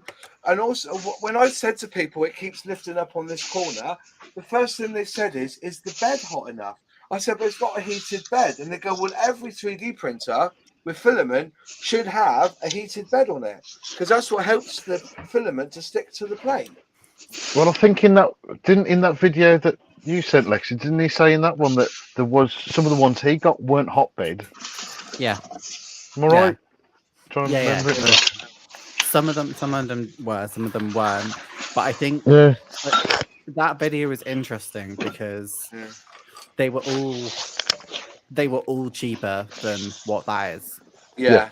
And when I initially saw there was the announcement for this, like I like I say, I'm someone who was looking at 3D printing. I told my partner and said, "Oh, Humbrol are doing one. Maybe that'll be a good thing to look for because it's a brand I recognize and a brand I'm familiar with, whereas I don't know anything about 3D printing." Yeah. And that's what obviously they're going for. But seeing it now, and I would never have bought it without seeing reviews anyway. Yeah. But now I'm just like, But in all fairness, though, if you're really honest with yourself, wouldn't you expect it to self-level? Wouldn't it be something that you would for the price? I expected a lot more. Yeah, because a lot of them now they self-level, don't they? See, that's now pinching underneath, so that's level. If I go back here, I'm just trying it out again. Underneath, that's pinching a bit of resistance. You know, as I said, but it's such a faff to do as well. Push that over to there, and it's clicking as well, which I don't like. I can't help but feel that they didn't intend for you to use the little instruction booklet as a leveling tool as well. That feels that's like what it says. No. I know it's what it says, but I can't imagine in the design stage they thought, "Oh yeah, we'll double up the instructions as a leveling." In the one I sent, which had 5 of them, they were all the same. That you just use the little bit of paper that comes with them. Yeah, it's just a standard thing for the cheaper, smaller 3D printers. It seems. I think I've seen it on some of the expensive ones as well. Actually, the proper dog's bollocks type ones. They still want you to use a bit of paper to figure it out. Okay, I stand corrected. Weird. It's weird, yeah. Really odd. Yeah, I don't know. I'm. What do I do? Do I send it back? Does it keep? Is it the same corner every single time? Yeah, and I've upped it again. I've just upped it again now. I was gonna say, just try upping it and then try it again. Try printing again and see if it helps. Yeah, well, and so it's just basically plug and play, you know. But so I can only do what I can. It's not for me to. It should just work, and that's what I don't. You know, I think the pricing's wrong. So, all right, let's just press the play button. Actually, I've got to press the home button first, haven't I? Hang on. Where's the home button? Where's the home button too? The home button. That's the other thing. The home button is right there underneath. So you've got to really fuck about to press that home button. Let's go back to home. Let's make it go back to home. Right, there you go. So that's now gone back to home. And then you press the play button. And then you've got to wait for it for 3 minutes. You don't know whether that's working. It's not flashing or nothing. Yeah, it's a little bit complex of what it actually is.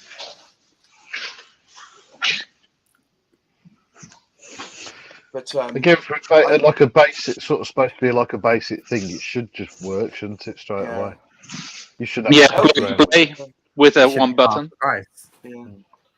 Scale Models says your workbench needs to be perfectly level. No, it doesn't.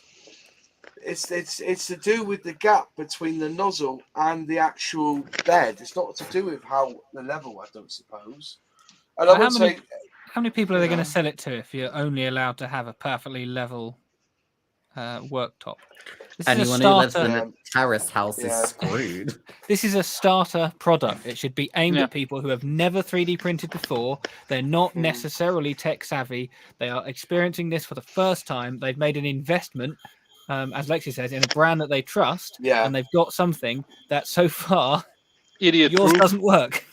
I think that's what makes me sad the most. Is like it is a brand that I trust generally. To not rip me off, and that's what this feels like.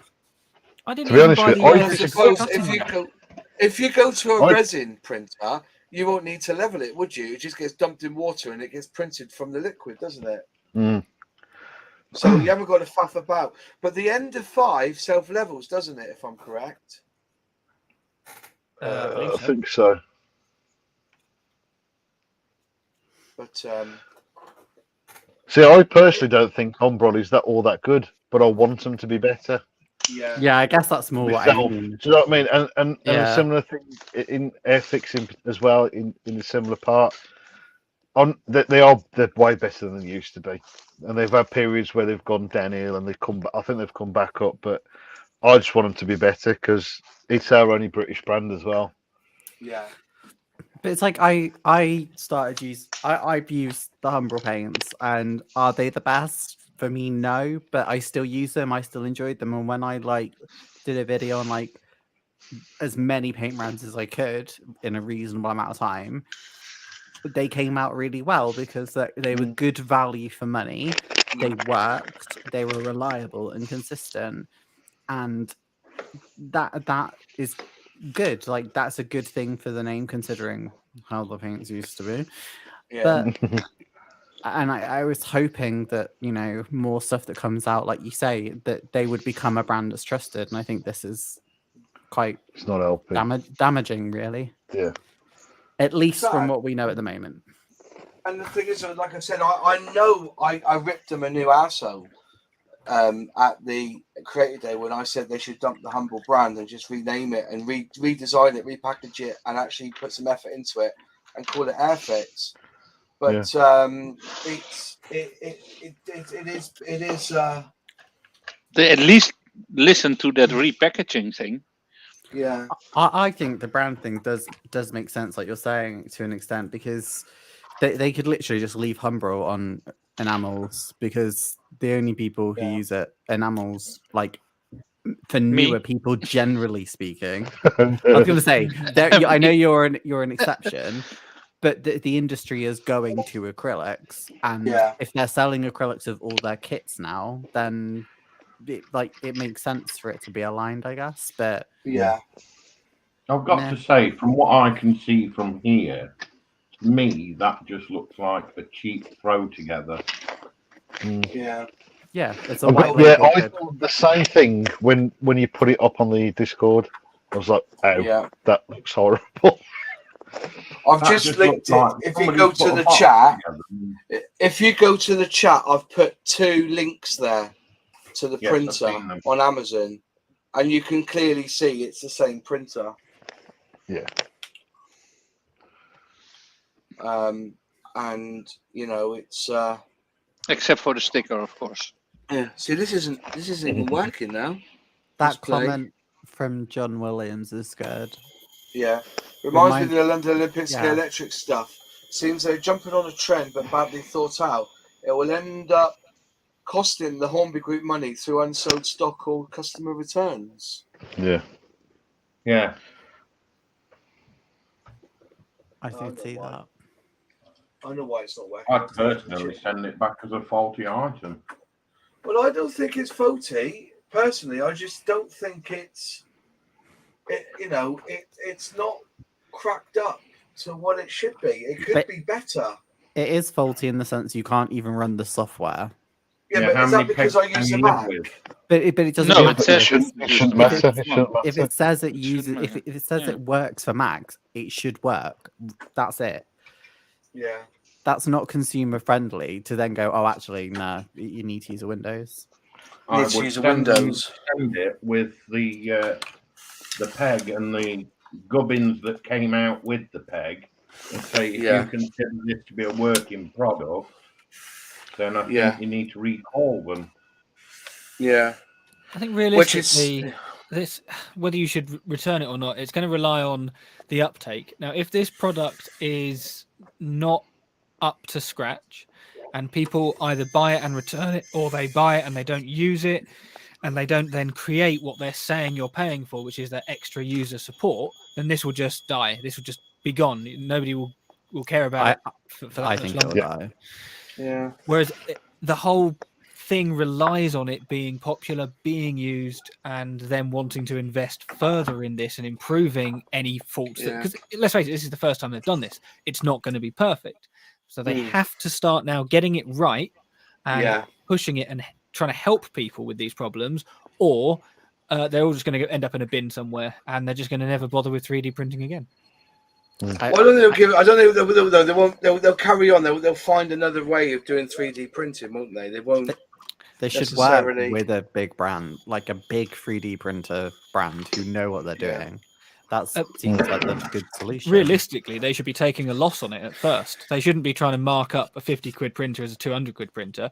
They should be taking a 200 quid printer, selling it for 200 quid, making either breaking even or a slight loss to get themselves a foothold to build that brand that they need. Because they can't just rely on Humbrol for 3D printers because, as you say, people know them for paints and not even very good ones. Yeah, I think it would just be really interesting to see if this is even mentioned at Telford.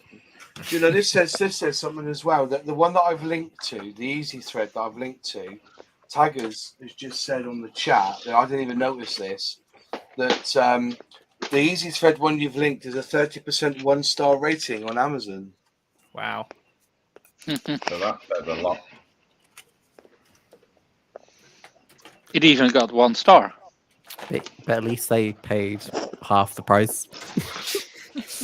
So we go. I've pressed play now, and hopefully it will start to print, and then we're going to see how the results are with this print job.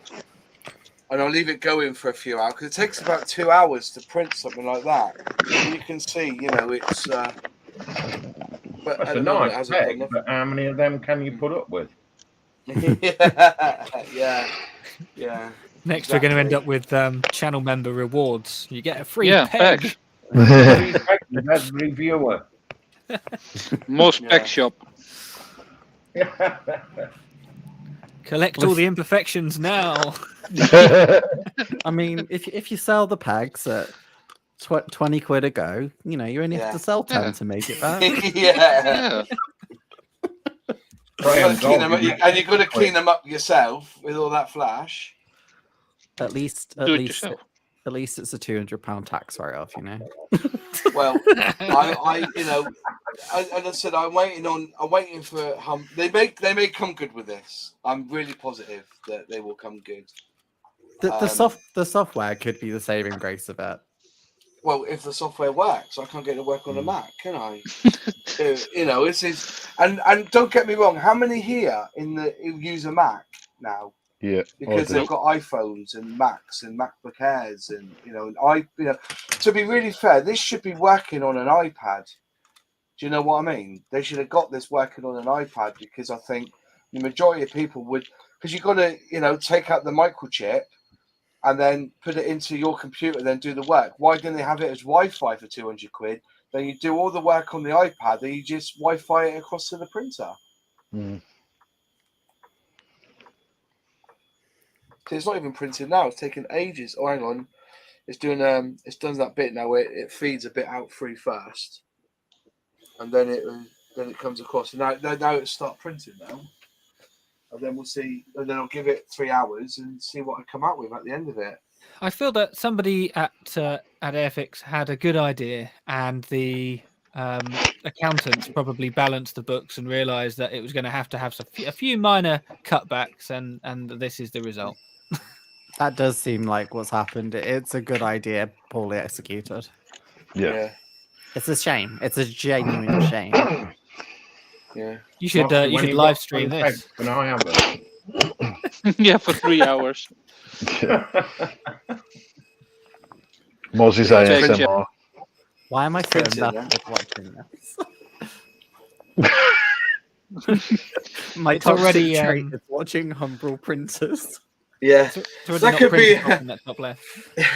Yeah, I could just set one channel, and then all it is day number 65. Will we get a peg out of it? Yeah. How much percent will be finished? Yeah. But also, on the other side of the coin, though, when I put the video out, somebody did say, to get something like that out of it on the very first print, you've done really, really well. So expectations were not high. A barely usable peg. Yeah, barely usable peg. Mosse, one question. Yeah. How many nipples have you got? Well, that was the other thing, isn't it, for me, right? So they say they give you 2 screwdrivers. So this screwdriver here is for leveling out the table.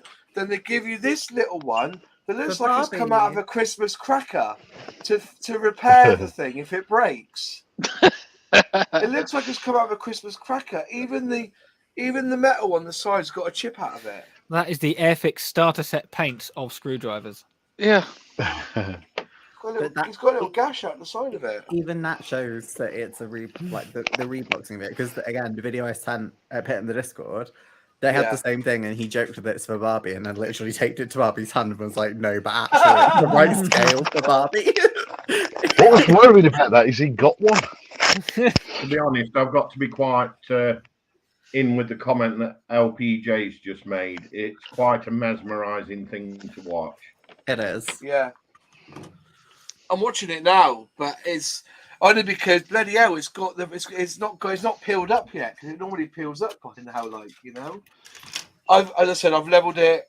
I will set it up at one point in the corner, and then if I don't like it, I will send it back.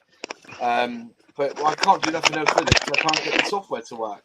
Yeah, I've now got one of my oldest models that I made, along with my my newest. Wow. I'm sorry, mate.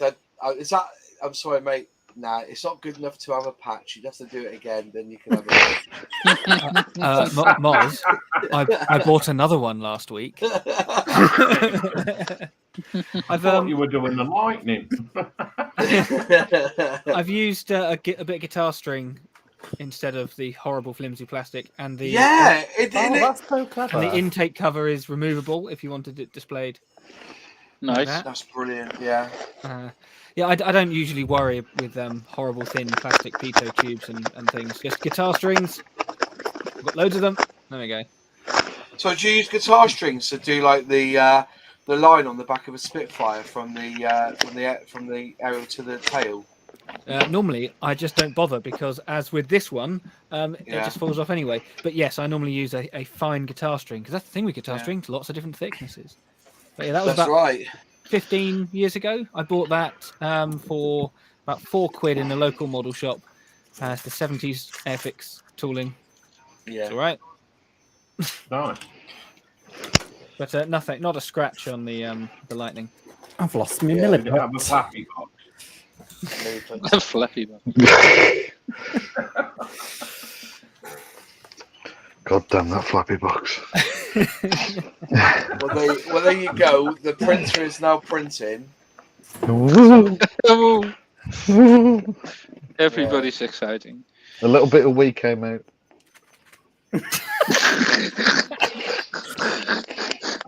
That's not because you're excited. That's just old age, mate. Right. I'm not that fucking old. Says he who sits there in his body naked painting.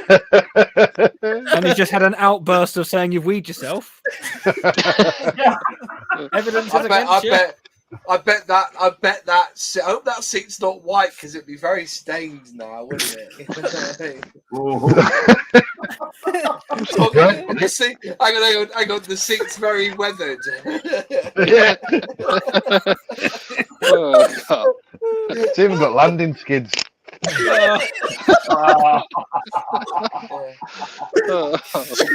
Some very heavy heavy landings, that is, you know. I'm actually crying. He's so emotional. It's like a bomber's come down.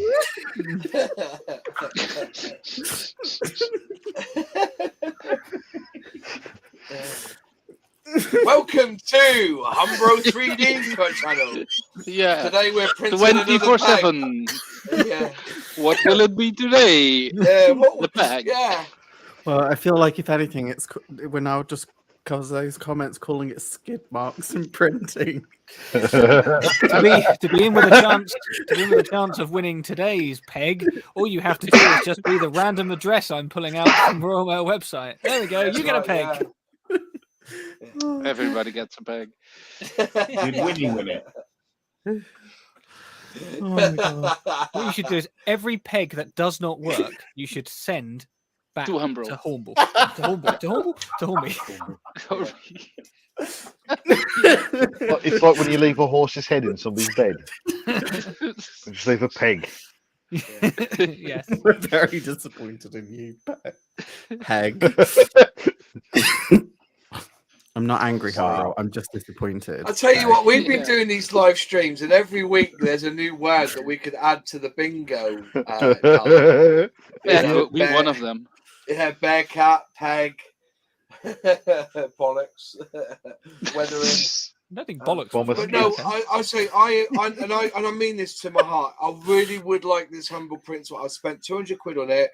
I'd like to be able to use it with the software, and I'm hoping that they will come back to me and just say that these are the problems. And if I can't, then I'm going to have to look into another one.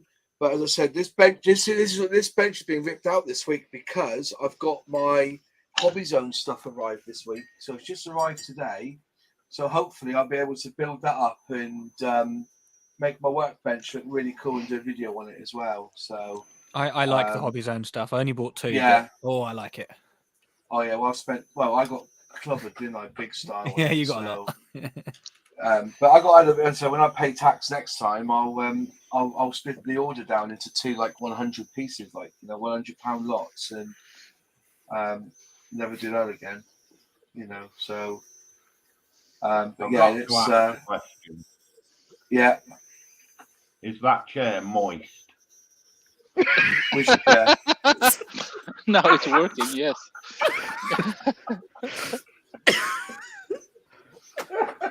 Come on, lad.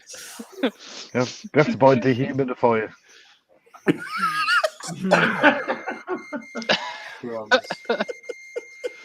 I think the printer is. I mean, if you need one, I do actually have a dehumidifier.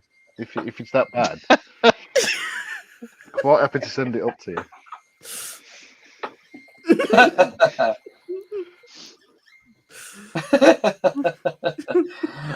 This is why everyone get a starter set. Join the hobby. It's fun. Yeah. This is what's come through today. It all came and I got the UPS, but it took 4.5 days to get to me from Poland, which I thought was pretty good going. So yeah. So that's basically it. It's like my stuff from the Czech Republic took 3 days to get here, and then 6 weeks of customs. Yeah. But I've just found out that one of my probably my favorite aircraft of all time, has had a brand new tooling from a company I'd never even heard of, and it's not available in the UK. And now I really want it. What is it? Which aircraft? It is the SBD Dauntless.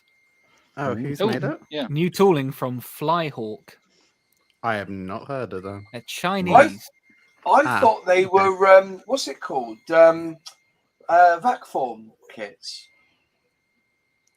They may have done that before, but this one's injection molded. Yeah. It looks rather nice. And the one thing which is difficult with the Dauntless is the dive brakes, because they are not symmetrical, and the plastic wings do not have the brakes attached, so you can just fit etched ones instead, which I've already got. Nice. But yeah, not available in the UK. So it's called Flyhawk, is it? Flyhawk, yeah. You can get it there, right? I love the Dauntless. I can get it on eBay, definitely.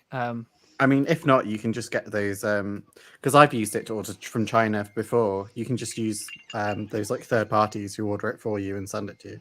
Then I'd want to make it worth my while, and then I'd end up with another dozen kits. Is it 172? Oh no, what a shame. Yeah, so yeah, 72nd.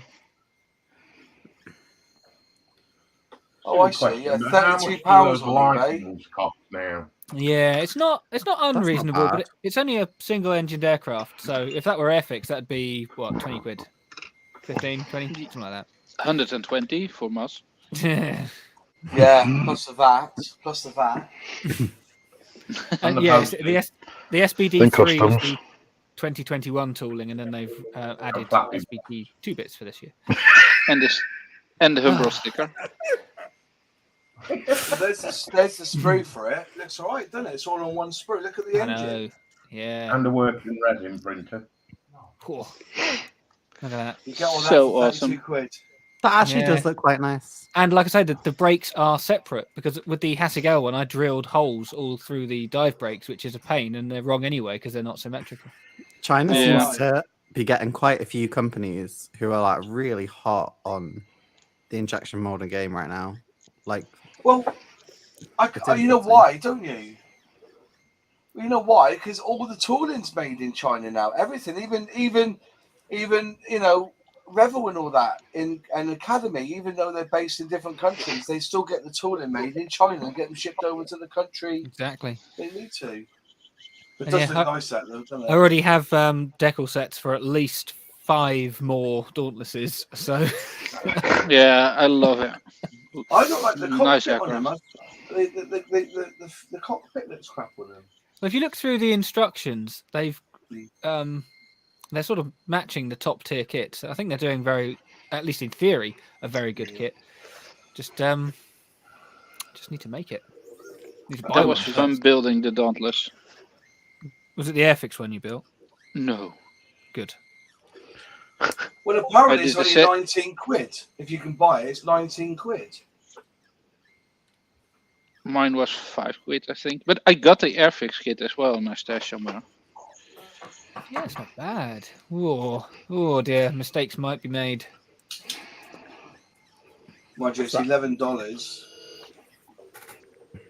So it's £19 plus $11 is 30 quid, yeah. So yeah, so altogether £29.32 if you bought it from Lucky Model. But there are some on eBay for sort of around the 30 quid mark, which for my favourite plane is reasonable. Yeah, I get that. Yeah, I do get that. But then you might as well just order 5 of them, you know? Yeah, so don't order 5, order 3, and then order 2. Yes. I've got, I think, 3 of the Airfix ones still, of the ones that survived the cull, and 1 Hasegawa one, and another 2 Hasegawa ones to make. LPJ reckons Flyhawk started with amazing ships. Yeah. Yes, I've seen their ships. They look very nice. I wonder what their armour's like. Oh, hang on. Walt says normally do ships and they branched out to armour and aircraft. So, yeah. Yeah. Although, of course, you know what would happen if I go and buy that in, let's say, December. In January, Airfix will announce a brand new one. I reckon they're doing more. I think they're going to do some German this year. I reckon there's some German on the way. I think there's a 410 in there. Yeah, my Special Smith 410. Yeah. Yeah, that'd be nice. I'd like to do that. Yeah, Special I think Smith 410. Yeah, I Yeah, could do some more German special. stuff. Is it special? I think is it Special Wings? I think it's them. They did one that looks really good, but apparently the canopy fits a bit dodgy Okay. for it. But I'd like to do that because the detail looks amazing. Startling models. Yeah, I He thinks just they usually stock them. just saw Yeah. that. Starling Bank? No, well, actually, I wouldn't mind some money, but no, Starling Models. Oh, 50s Bin Man just said to me, if it's based on an Easy 3 printer, try their website. They may have software for Mac on there. It may work if it's the same hardware. That's clever, that is. That's a good shout, that actually, isn't it? But I've paid the money because apparently, like they said in their email, the software's better for this one. That's why you're paying 200 quid for it. Clearly, it is. Yeah. The ships are available on Starling Models. No planes that I can But see. you could email them and ask them if they're getting it though, because they're already importing it. They might have that relationship. Yeah, then they can order them. Because even if it takes Well, a bit it's of cool. time, it's fine, isn't it? Well, apparently it's Curo. It's the actual software. It's Curo, but like designed for Humbrol.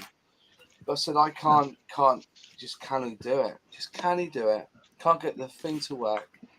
So And I keep saying they would use a Windows machine, but no, I'm not being funny here. I know over the years people have dissed the fact of Apple, but because the iPhone and the iPad being popular, people do now have moved on to Apples and Macs, and that's where I am. I'm an Apple man. The whole house is Apple now. When the wife comes home from work using Windows, she'll jump on her Apple machine. Do you know what I mean? It's not even that. It's if they say it is usable on Mac, it needs to be usable on a Mac. It's as simple as that. I'd excuse it if someone was using Linux and was like, "Oh, I can't get it to run." Shame. But then it's like, okay. I mean, it probably actually works on Linux hilariously, but if it says it works on Mac, it should work on Mac without issue for everyone. Crazy Lockers just spent $550 on model kits and weathering from his local model shop. Wow. It'd be nice to have a local model shop. I Rather would like a local model shop that doesn't charge 20% above RRP on everything. I'd say they've got absolute naff all by me. I think we've got maybe 2, but they're not even that local. My closest one that isn't the train shop that has some models, which I don't really count. The closest one to me, I think, is 45-minute drive. Yeah.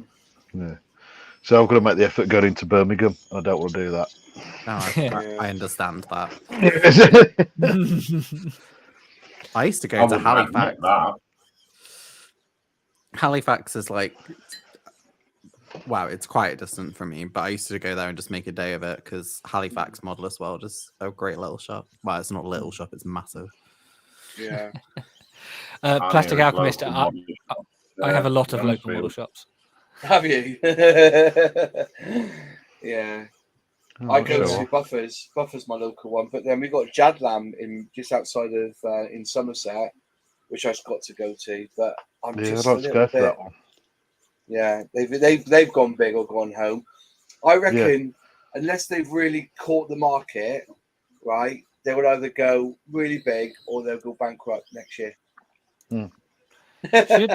Should I buy the Flyhawk SBD from AliExpress? Yes. How much is it on there? It is £12.54 and postage. £8. I mean, this 20 quid, you're saving 12 quid, and that's actually still works out really well. Yeah, I mean, AliExpress is just a shop, isn't it? So I'd go for it. I ordered some guitar bits from there once. They were certainly guitar bits. That's about as good as I can say for them. Oh, just pick up. I just want to pick up James. Do you mean Ian and Alan? Ian and Alan, it's a model and bookshop.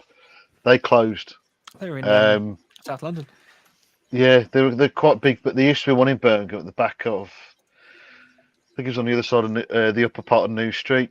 But a new shop has opened up in that same premises. I think it's called Tornado Models, and apparently it's exactly the same as Ian Allen, where they do like model kits and books on the 2 different floors. I haven't been myself, but one of the guys from work says it's pretty good. But it's just making an effort of going into Birmingham. I don't fancy getting stabbed. so I mean, Actually, I quite like Birmingham because I went in 2020 and there was nobody about. It was great. Yeah, just don't go again then. Just save that beautiful memory that you have of Birmingham and never go again, because you won't have that when you go again. I tell you. The only times I've been are for gigs or for people's birthdays, and I've been so drunk that I cannot remember it. And now I don't drink. Absolute bonus. See, I haven't got the excuse because I don't drink anymore, so I can't even use that anymore. That's what I mean. I don't anymore. So like now Birmingham is just on the no-go list because otherwise I'll remember it. Oh, yeah. That's good. That's a good call, that, to be fair. Anyway, who's going to Telford? Are you going to Telford, Miss Modeler? Yes, I am. What day are you going? On the Saturday or the Sunday? Potentially both days. We'll I'm see going how on the Sunday. tired I am. Yeah, Somebody's got some dollar. I've got to go. I'm going. Dollar? IPMS membership, it's free. Oh, fair enough. Yeah, I'm free member. I'm going to go up on the Sunday if I'm up early. I've got a gig on the Saturday night, and then I'll be driving up on the Sunday. I'll leave here at 6. I should get there for like 9:30. Do you have to queue to get in? Is it a long queue to get in, or can you just turn up and get in if you're? If you're IPMS member, you just walk straight in.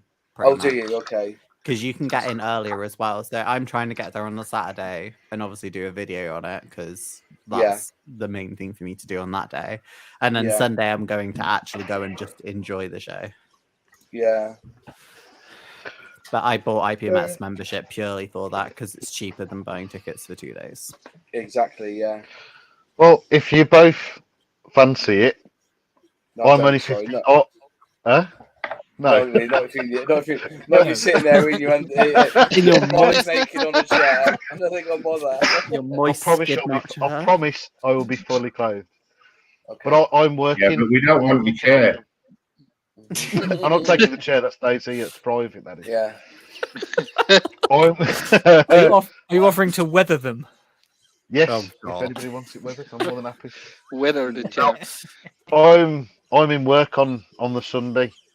Yeah. So if you want to pop in and say hello, just send us a message. Yeah, I'll send you a message, mate. And I can tell you. I'll tell you exactly where I am. Do I have to pay to get in there then? Do I just come and see you? No. It's there's a £6.50 parking charge, but that's it. That's it. Is it £6.50 to see you? Well, I'm worth it. I'll come in there and I'll come out weathered. I'll come out, pay me £6.50 and come out weathered. Yeah, you never know. And for an extra £100, you will get a sticker. Yeah. Yeah. Another 20, you'll get a golden shower. Yeah. Oh. You know, you were saying it's a privilege you coming on here. Mate. Yeah.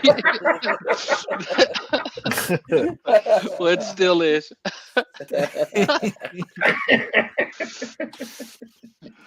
Oh dear. Yeah. Awesome. Well, as I said, anyway, the printer's printing now, as you can see. I've done a bit of a close-up there because James asked to see it.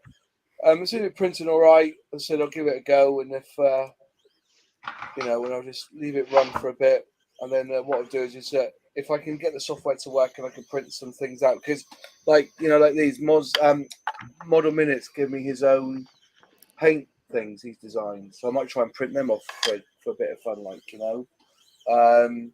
and then and see how we get on from there really. And then if I don't like it, I'll send it back, and if they want I want to see what George says tomorrow, because I'm in contact with him. But he just said, have you got a Windows emulator? He said, I know it's a bit asked about face. Have you got a Windows emulator? But that's not the point. I bought it just because it did say it was Mac. On the box, it says quite clearly that you got 11.3 onwards, I think it is, which is the 2 years ago. So the software might be 2 years out of date, and like all the new updates have said that you can't use it now. But just going from what everyone said, yeah, like this is for people who are new to model making, not model making, 3D printing, and if they're not particularly tech savvy, they might not know how to run Windows in a VM anyway. So is that really a solution? Lexi, why don't you buy one and then try it, and then you make me look like a dick because you can get it to work. You know what I mean? Do we know why that's not happening? Is because if I'm going to spend 200 quid, I'll save for the extra 100 quid and buy the resin printer that I know will work and has got really good reviews. Yeah. Well, send me a link to that one, because I may even go down that route myself. Who was going to order something from Alibaba? Maybe they can put a printer in there. Yeah, I'll just quickly chuck that in. I'm sure the postage won't be affected by that. No. Yeah. I don't know, AliExpress. Extra 20 quid. Not. I'm shopping for 3D printer. Take me to your leader, Ali. Oh God, there's loads of them. Oh, hello. What do we want? You talk to Humbrol a lot more than what any starter person would, which this is aimed at, and you're still having problems. Exactly. True. Well, that's all right. It's designed for one button operation. It shouldn't have any issues at all, really. One button. You have to. One sheet. Yeah. One button operation, except there are two buttons that you have to use. Yeah. Well, there it goes. It's printed away anyway, so hopefully it will. I'll get another. I'll get my fourth peg out of it. Fourth? Yeah, because all I can do is print pegs at the moment. So this is my fourth attempt at getting a peg to come out right.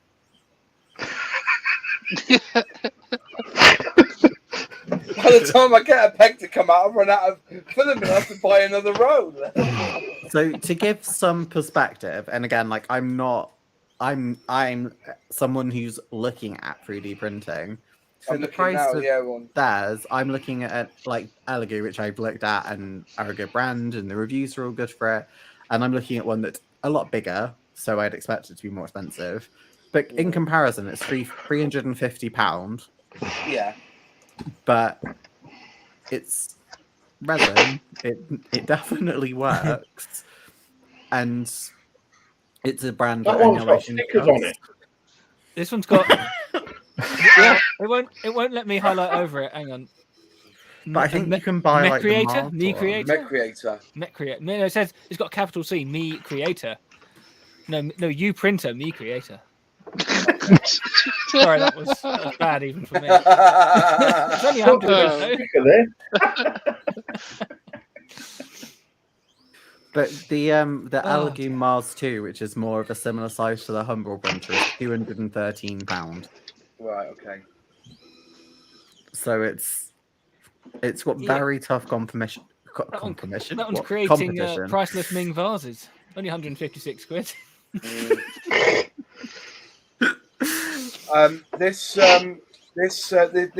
These pegs take around 3.5 to 4 hours, I think it is. God damn it. Or was it 2 hours? 2.5 hours, I think, something like that. I leave it, come back, and it's done. Like I said, I left it the other night and ended up spewing out more like afterflow, Some more pubes. To be fair, being able to get a Creality Ender 3 for under 200 quid shipped to you as well. It says free shipping, but I doubt that's. It's from France on AliExpress. It's not all from China. Yeah, from France. France. Yeah, from France. DHL, but I bet there's VAT on that. I bet you'd be stung for about 40 quid on that for VAT. Which still puts it as less than the Humbrol one. And that's a decent printer. Yeah. Yeah, this is going really well for Humbrol, isn't it? It's really sad because I had one on pre-order when they first announced it, The hole's in the right place. Yeah. I mean, we all wanted it to be good, right? Like, we all want Humbrol to absolutely. succeed. Like, say, like you pre-ordered it. I was looking at it as to genuinely be my first 3D printer.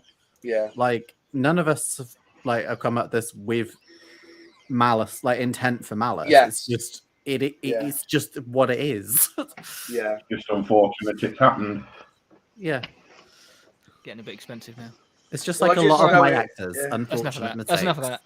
that. You can stop spying on my my number of Dauntlesses I'm about to buy.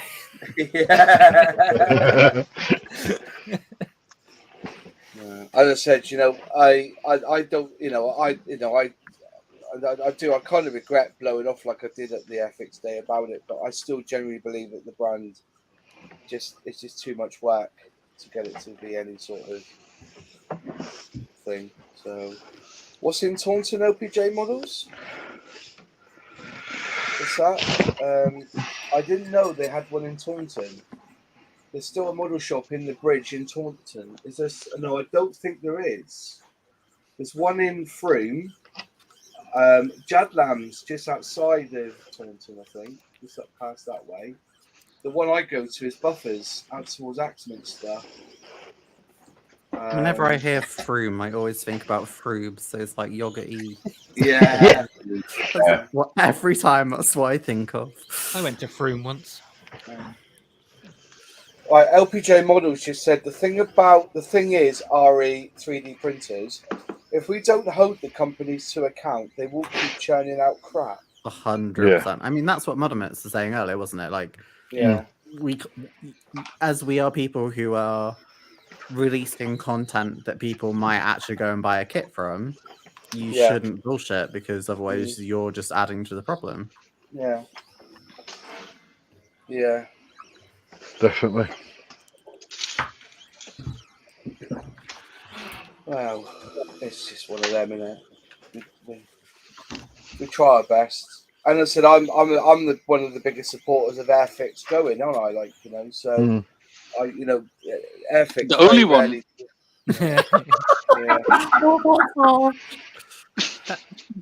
I very much like Airfix as well. I love Airfix. I'm a big Airfix fan. Tigers, where's the TMC Model Centre then? Because apparently they're selling the Humbrol 3D for a discount at 179.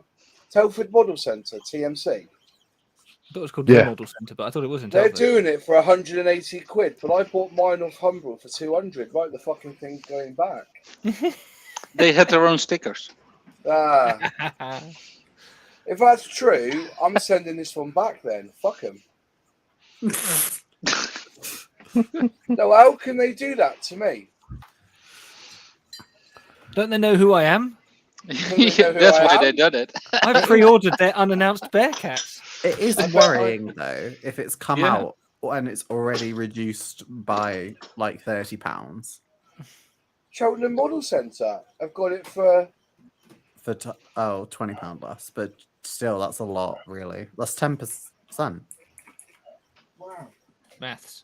So why is it so much more money on the Humbrol site then? Oh my gosh, it actually is. You're paying for the name. That's ridiculous. That's disgusting. Is that really true? That's really upsetting. Yeah, I'm looking on it now. Yeah, you can genuinely buy it. The printer's 180, call it, and then the filament are all 12 quid each. But it comes with filament. That's the thing. Yeah, but obviously this is just their brand that you can buy. Well, even that, it's still cheaper. That's quite sad, really. That's quite sad. Do you know what? I wonder if I make such a stink about this printer that no one will sell one now, and then I'll get fucking shadow banned from Airfix. That's not right, is it? I've just paid 200 quid to get it, and I could have just got it from another model shop for 180 quid. Where is it on their website? Yeah. Just type in, was it AG9172? Yeah, AG1972 on the website. Do you actually have to search for it? You do on Humbrol site. You'd think they'd actually want to sell it, wouldn't you? What? What is this madness? Like, why isn't it the first thing I see? Brand new from Humbrol, 3D printing. Yeah, LPJ Model said they might be making a quid instead of 20 on this unit.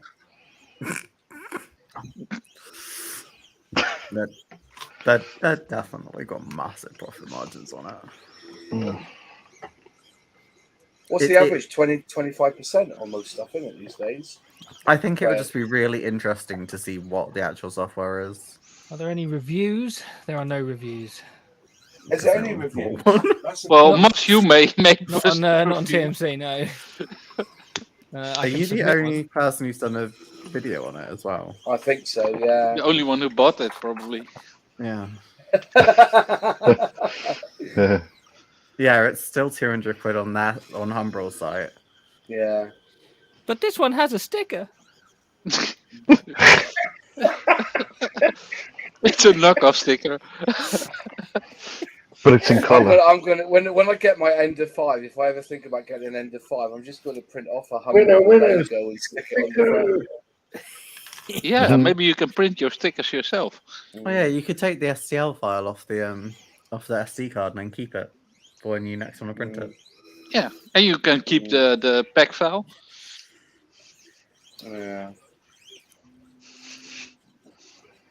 Yeah. Fucking hell. If you Google Humbrol 3D printer, the second link is to that TMC Model Center. Yeah. Well, you know what happened, don't you? This end up in Hobbycraft or something with printer named under like. It won't end up in Hobbycraft because it's Humbrol. I'm surprised it's not. What's it called?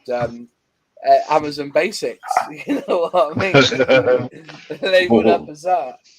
Maybe this is going to be the item that ends up in Lidl. So where even is it? Is it under accessories? What, on the Humbrol site? Yeah, without searching it. It's not even advertised on I don't their know. page. I had to search for it. There it is. It's under accessories. It's also listed as 00 gauge. Wow.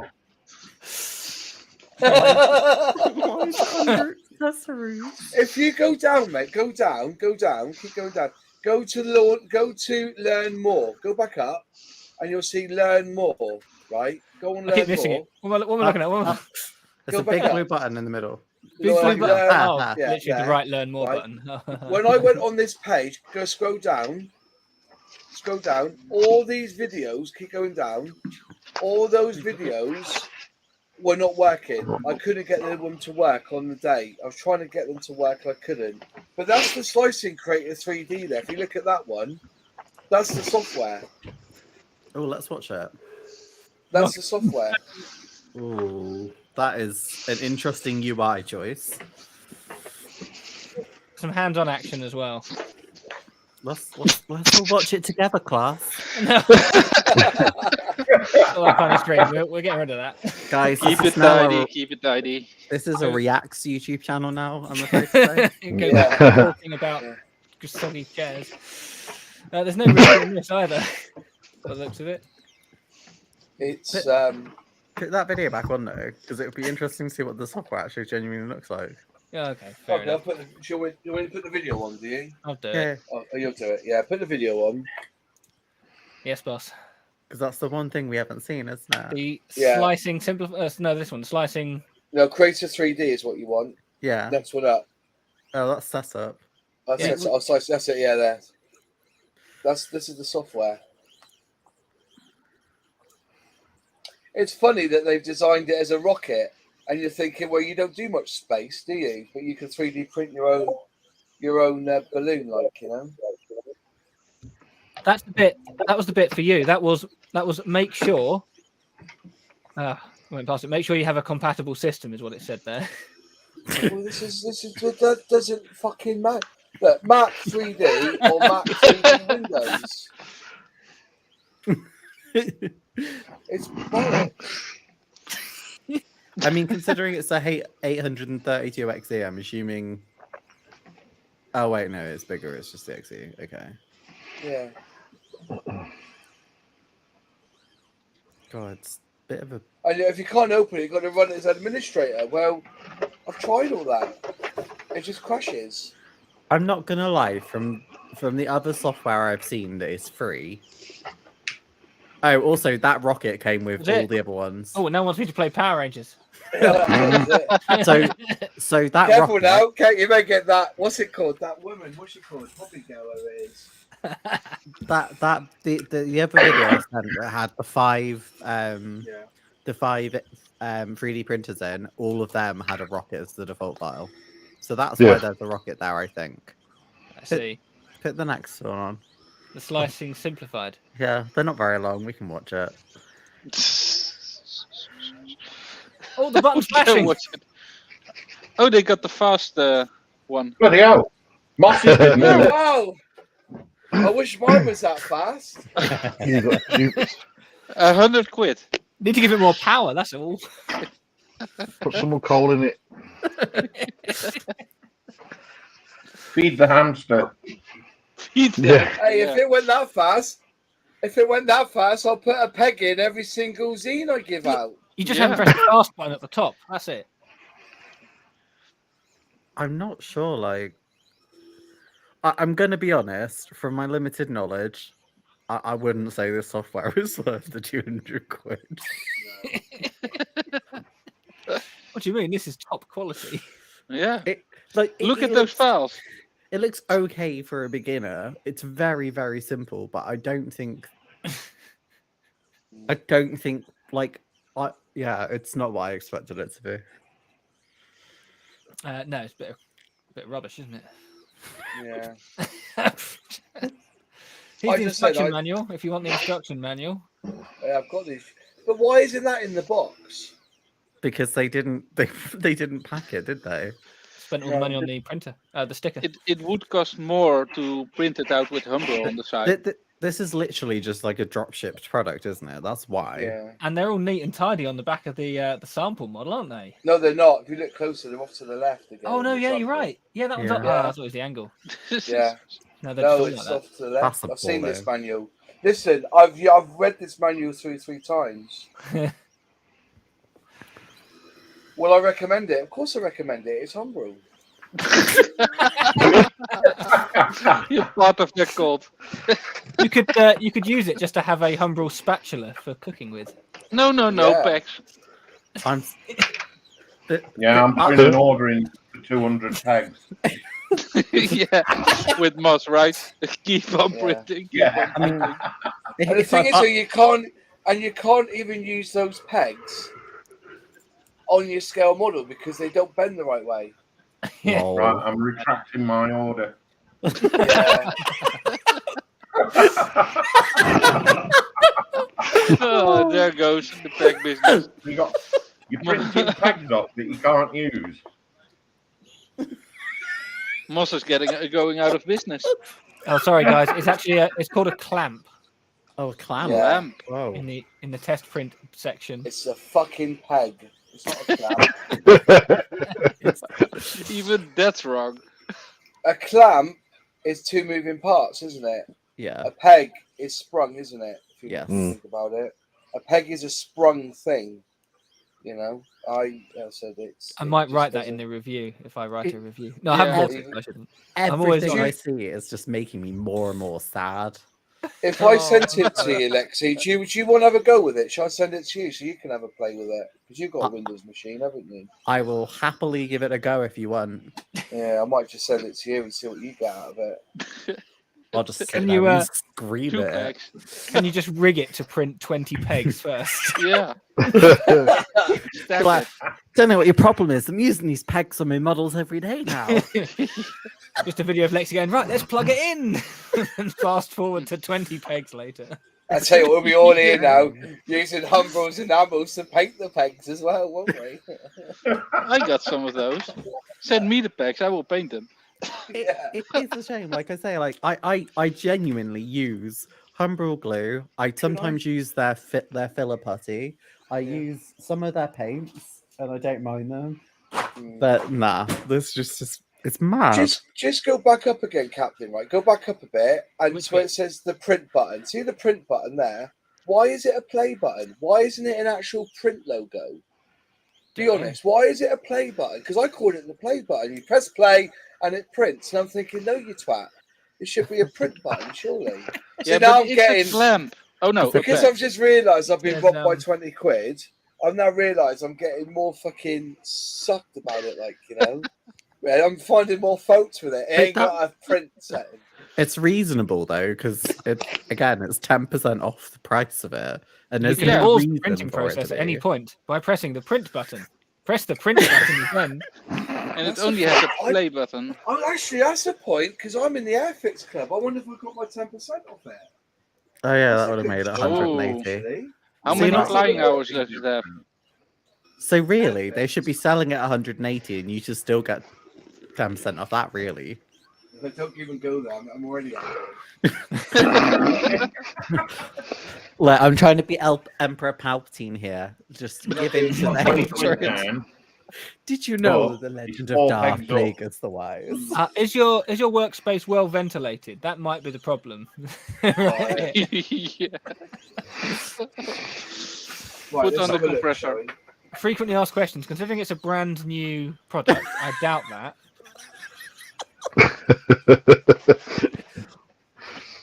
Why does it fail to perform? Because it's not leveled. Yeah, basically sort the leveling, Clean it, and then level it. right? Maybe it needs filler.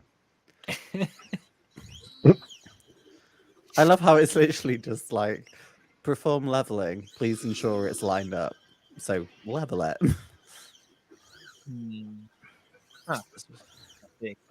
Systems. Ah, here we go. Look, For Windows and a Mac.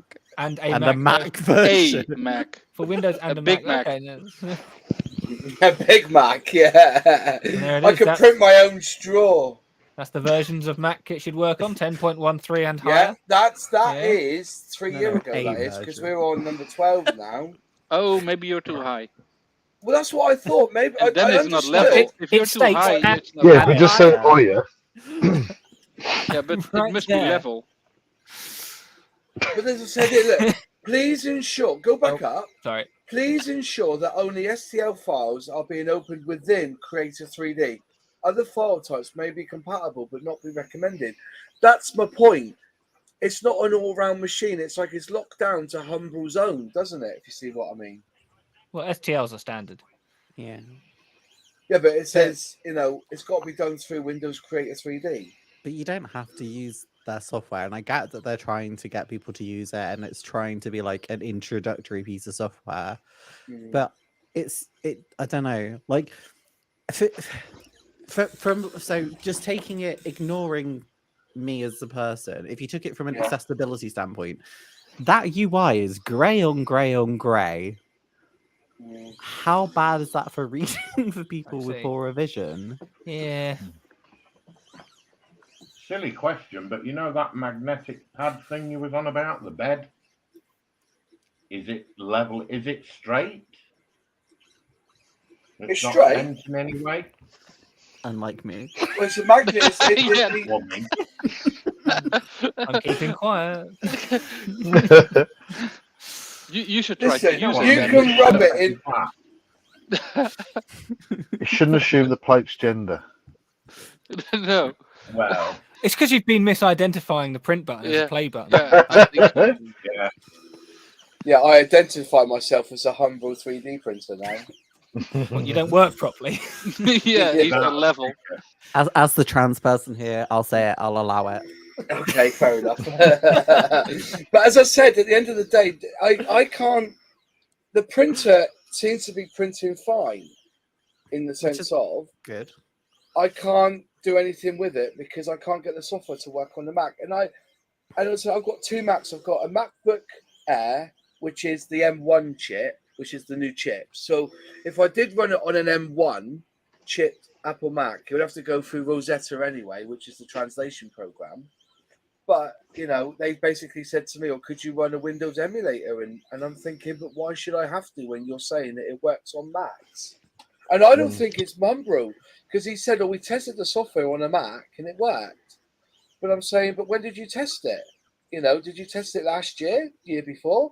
And are you writing the software, or is it the manufacturer that you're buying the They won't. printer off? They wouldn't have software. had people in house for this. This would have been outsourced software, surely. It's all really simple stuff. In theory, there should be nothing to get wrong. No, because it's such a simple printer and it's such a simple system, and the guide is, I mean, it's just child's play, really. It's just plug in and turn on. Yeah. Look at play. Yeah, hence the play button. But it's just not doing it. It's just stupid. Hence why I can't get the printer to work. Can't get the software to work. Oh, also, maybe you shouldn't have left it unattended. You said earlier you did. Yeah. Well, please do not leave this 3D printer unattended when powered on or during any prints. So you need to sit 3.5 hours next to it, right? Yeah. Nice. I'm there. Let me just quit my job so I can watch the printer. Maybe you can find a nanny for the printer.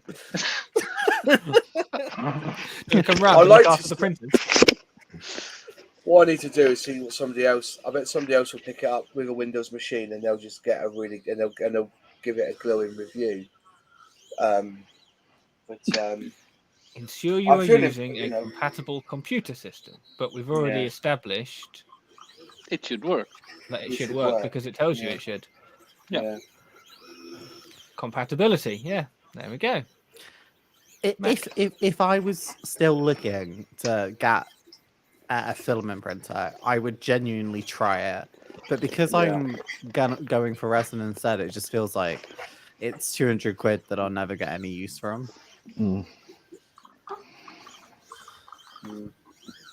I think I'm just the thing that I would just means I never buy it would just be the price. It just doesn't seem right to be at that £200 price point. I do feel a little bad that we're talking bad about it, and I can hear it hissing in the background. It's just like it's crying. Yeah, well, you tell me, lads and lasses. You know, what would you do? Burn it. Not buy it. Throw it out of the windows. LPJ Model says, "Night guys, been fun watching the peg. So, would like to see the final peg, please." I'll tell you what, I'll send it up to you, mate. You can have this peg. When it's done, I'll send it to you. Have a free peg.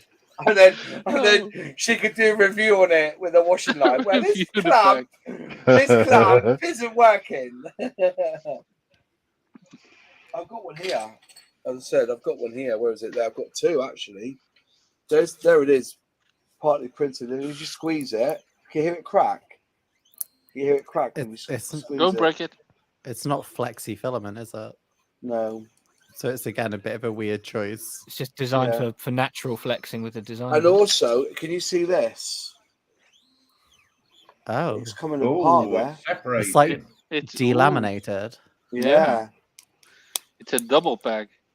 Look at those black bits. So the pegs, and it won't even spring back shut now. It just stays open on this one. You broke it. But it's got Humbrol down the side.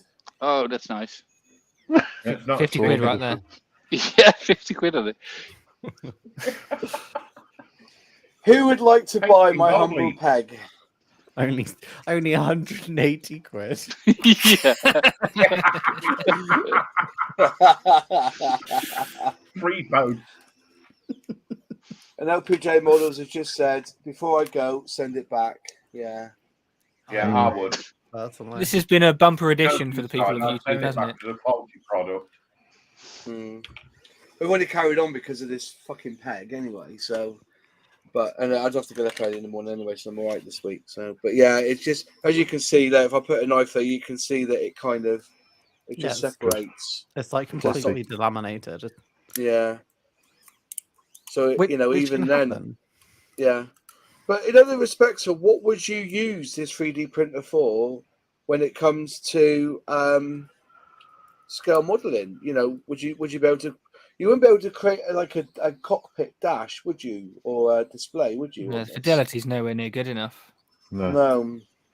I think 3D them printers are only really good for building tools and stuff. Yeah. Well, not bags. There's a reason that if you buy a model kit that is made by a 3D printer, like I've got one of the back you bastard. is it Bulldog or whatever the predecessor to the Bulldog was? But that's a 3D printed kit, but it's resin because it's the only way to get the quality you need. Yeah. So they're good for this sort of stuff. Crazy Loco is Crazy Loco is just basically summed up this stream at the minute. Sorry, your Humbrol branded Mac peg is not compatible with my Windows models.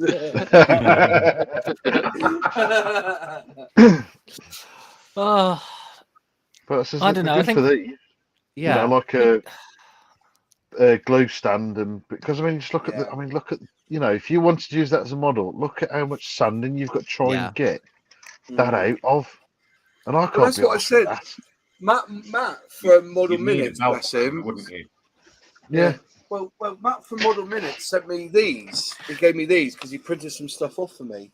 And look at these. Look at that's the quality of it, and it's robust. Don't get me wrong.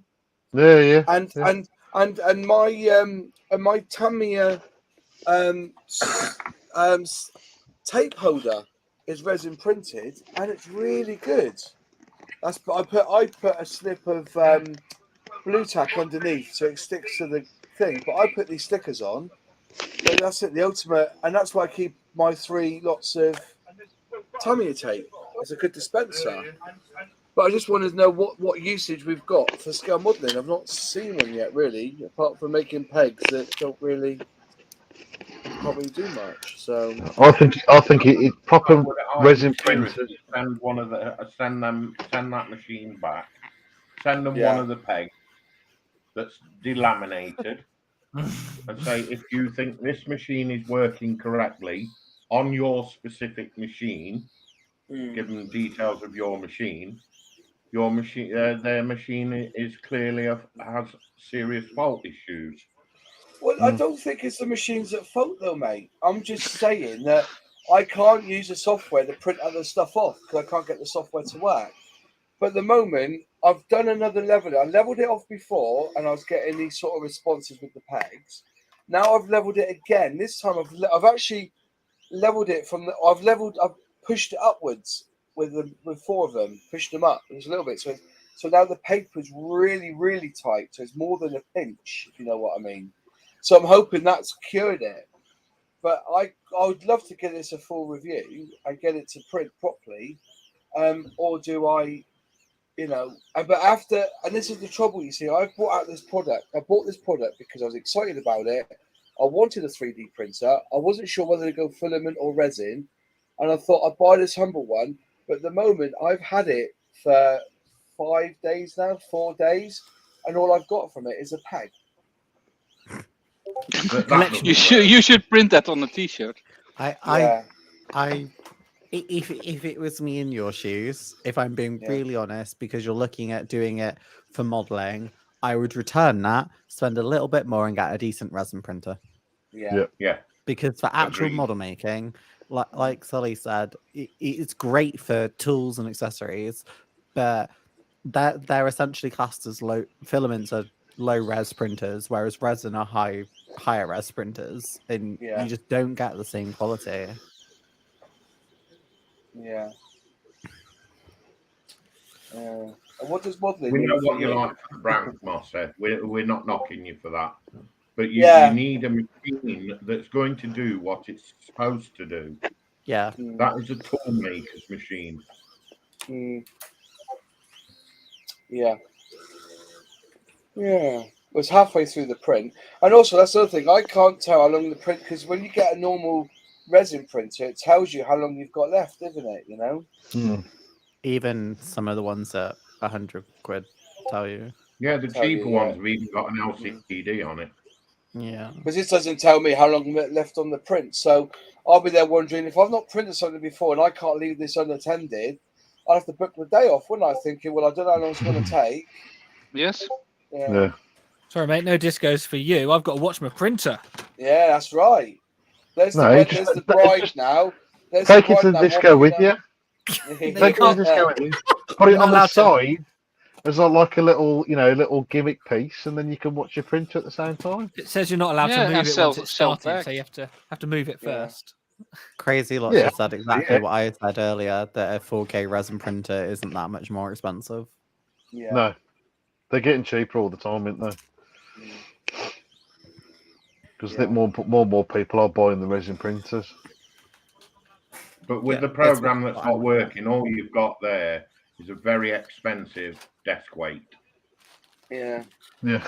Look, Well, I'm hoping come back that's to not me bad. with It makes prettier pegs, to be fair. Well, it's expensive. I peg reckon printer. if I could get the software down and then print something different than a peg, then I can do a full review. But until that time, so I think I'll keep it for a few weeks. I've got 30 days before I send it back. So Father, what is my purpose? You make pegs. Well, it's going to take you 10 days to repackage it, so I'd start packing. I'd actually give them a full report. You have 12 months on any electronics. But does that include software? It's 12-month warranty, and I would assume it would cover the software because that's what the product That's you're buying. Part of the mechanism, isn't it? The You're software. buying the software as well. I mean, I can't see them refusing the return. That would not be great. Oh, he did say to me, if you send it back, because you may have a dodgy one. But as I said, it's not. I just want to get the software working on it. You know, and to be fair, we've had a bit of banter about it tonight. But you know, I do. You know, I always give companies the benefit of the doubt, and I've done that for years. You know, I still give Revel the benefit of the doubt. You know, that Jag was terrible. The new Jag, it full of sick marks and everything. But I knew they would make it better by using different plastic. But as I said, you know, I can't review it until I can get the software working properly, and then I'll get Matt to send me down some of his stuff so I can print it on it, and then we'll give it a good review, and then I will then either decide to keep it, or make it, or send it back and buy myself a different one. I think I could do with two. If I got when I get this bench done this week, when I'll film it as well. When I get this bench as I want it with all the HobbyZone stuff, I've got a spare space beside that. I've actually measured it to have a spare space. I'll keep the resin printer on the desk, and then see how it works. And if I don't like it, I'll change it and I'll buy an Ender 3 and a resin one, and then have two running. Have a print farm. But I'd like them so that they would be attached to my Mac full time, so that I don't have to keep taking out a chip and swapping it across. What I would say is, if you're going to do it, get the software working and doing proper review of it on that, you try and use like Cura or something like a standard 3D printing software and compare it, because ultimately that is what you're paying for, is the Humbrol software. But the Cura is a free software, and my argument is they haven't come back to me yet and said that I can use other software. That's what I'm asking for. Well, all you're doing with the software is editing the STL, aren't you? It's making it splice. So the STL file goes in, and then it splices it and tells the printer how to make it. But my point being is that, you know, they're saying that you've got to use this Creator 3D splicing software, and I would like to. Can I use something else? If I can't get this to work on my Mac, is there another option? And I suppose all a Humbrol can do is go back to the manufacturer who makes the software and say, well, yeah, but you have to download this special file, because it then has to make it read to that one. You see what I mean? Surely the one that the original version they've white labeled is that as far as I'm aware, that works in Cura, so surely that must work. I'm hoping so. I'll download it now, I suppose. Let's have a look. Is it called Cura, is it? Yeah. C-U-R-O, isn't it? C-U-R-A. That's splicing, isn't it? Splice. Right. What's it from then? Where can I download it from? There's so many. There's lots of links into it. Is it Created Education? Is that how you create education? I'll send it on Discord. It's on Discord, is it? I sent you it. Oh, brilliant! Let's have a look. I just heard the Discord link. Hang on. There you go. Brilliant. Okay, Ultimaker. Is that the one? Yeah. Yeah. Okay. Right then, download for free. Mac 64-bit. Yeah, okay. There we go. And let's download it.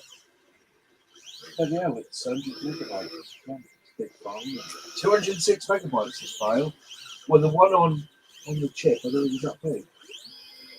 But you may have to get like what's it called, a patch, don't you, to make it read that printer? Potentially. But you can plug in the printer, right? I think you can, but it's not recommending to. It's telling you to use an SD card to do it. If you could print it through a wire, I would have it permanently wired into my Mac. Oh man, it might detect it that way. I don't know because I don't know that printer at all. No, I don't. Agree. Does anybody ever read the terms and conditions? I'm downloading a product. I don't know. Read the conditions. Verifying. Checking volumes. And then put that into applications. It's downloading now. It's going to take me 15 minutes. We'll see. We'll have a go with it tomorrow. I'll film it. So this has all been stripped out. So this whole workbench is being cleaned out this week. And then so all this is going. It's such a mess at the moment. So I've been building so much, and then I get it all cleaned up, and then have all these and spend the next 2 days gluing HobbyZone stuff together. So, but yeah, so it seems to be working. There's 5 seconds left now on the download. Then if I go to Launchpad, scroll across. Let's find it, shall we? Ultimaker Cura. Let's see what happens. I'll see if it'll find the printer on it. You have to find the printer, don't you?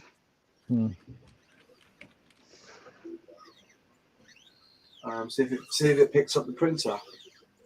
It does come with you saw it, didn't you? It comes with that.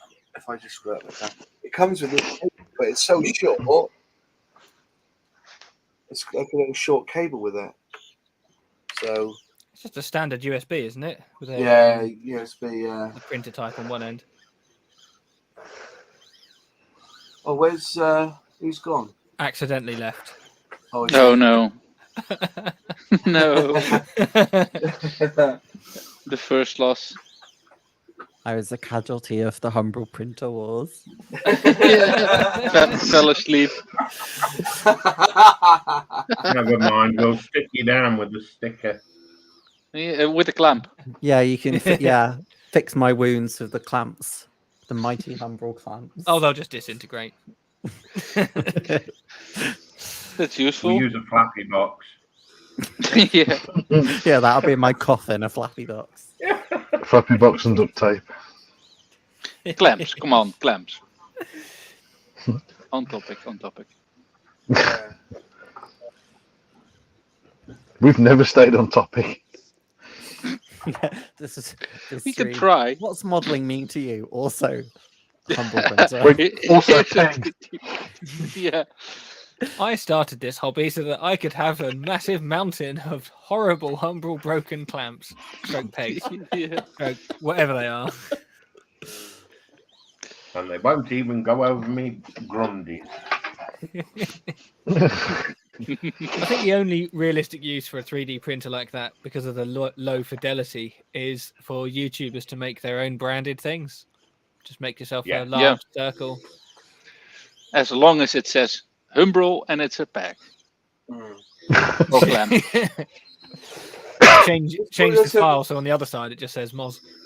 Yeah, well, as I said, we'll just have to wait and see, won't we? And if it comes back and it works, brilliant. And they come back to me and we can get it to work. I think, I'm pretty sure we all want it to work. I mean, I just want it to work at a quarter of the price. Yeah, I think that's my thing. It's I don't. I would actually go back to them on that price. Amazing, but it's the price that's the problem. It's just it's really high compared to its direct competitors. Yeah. And the fact that other shops online are selling it for 20 quid less. They're selling it at the Airfix member discount price. Well, no, they're offering it. Maybe they're not selling it. Well, yeah, I stand corrected. It's on offer. It does seem very weird that it's just they released it and instantly dropped the price.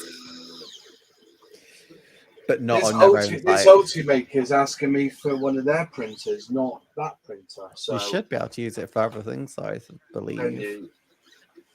3D printers. Yeah. All right. Okay. Well, it's saying here I've got to. Anyway, right. I've got to sign in now. Yeah, because it's open source software. Yeah. Well, I'm gonna have to say this, but I think we're boring the shit out of people now. I think so. Yeah. Yeah. I've just noticed in the last 5 or 10 minutes, the viewers have dropped. Yeah, well, it is gone 11 It's o'clock late though, as isn't well, it? though, isn't it? Yeah, Yeah. that's them it's dropping late. But I into I unconsciousness. did tell you last time. I did tell you last time we did 3 hours. People would stay, but now I think we've bored them to shit to with a shitty Yeah, pig. that's it. Yeah. I mean, they might have stayed if it wasn't just the Humbrol Wars stream. I want to know why people are involved in modelling, not about some crappy overpriced printer. Yeah, to boldly go, that's what I said. I reckon this will end up in Aldi and Lidl. 100%. Let's finish the stream. Thanks all for watching, and we'll see you next Monday. Have a good evening, folks. And Bye. see you the rest of the week. Bye. Bye.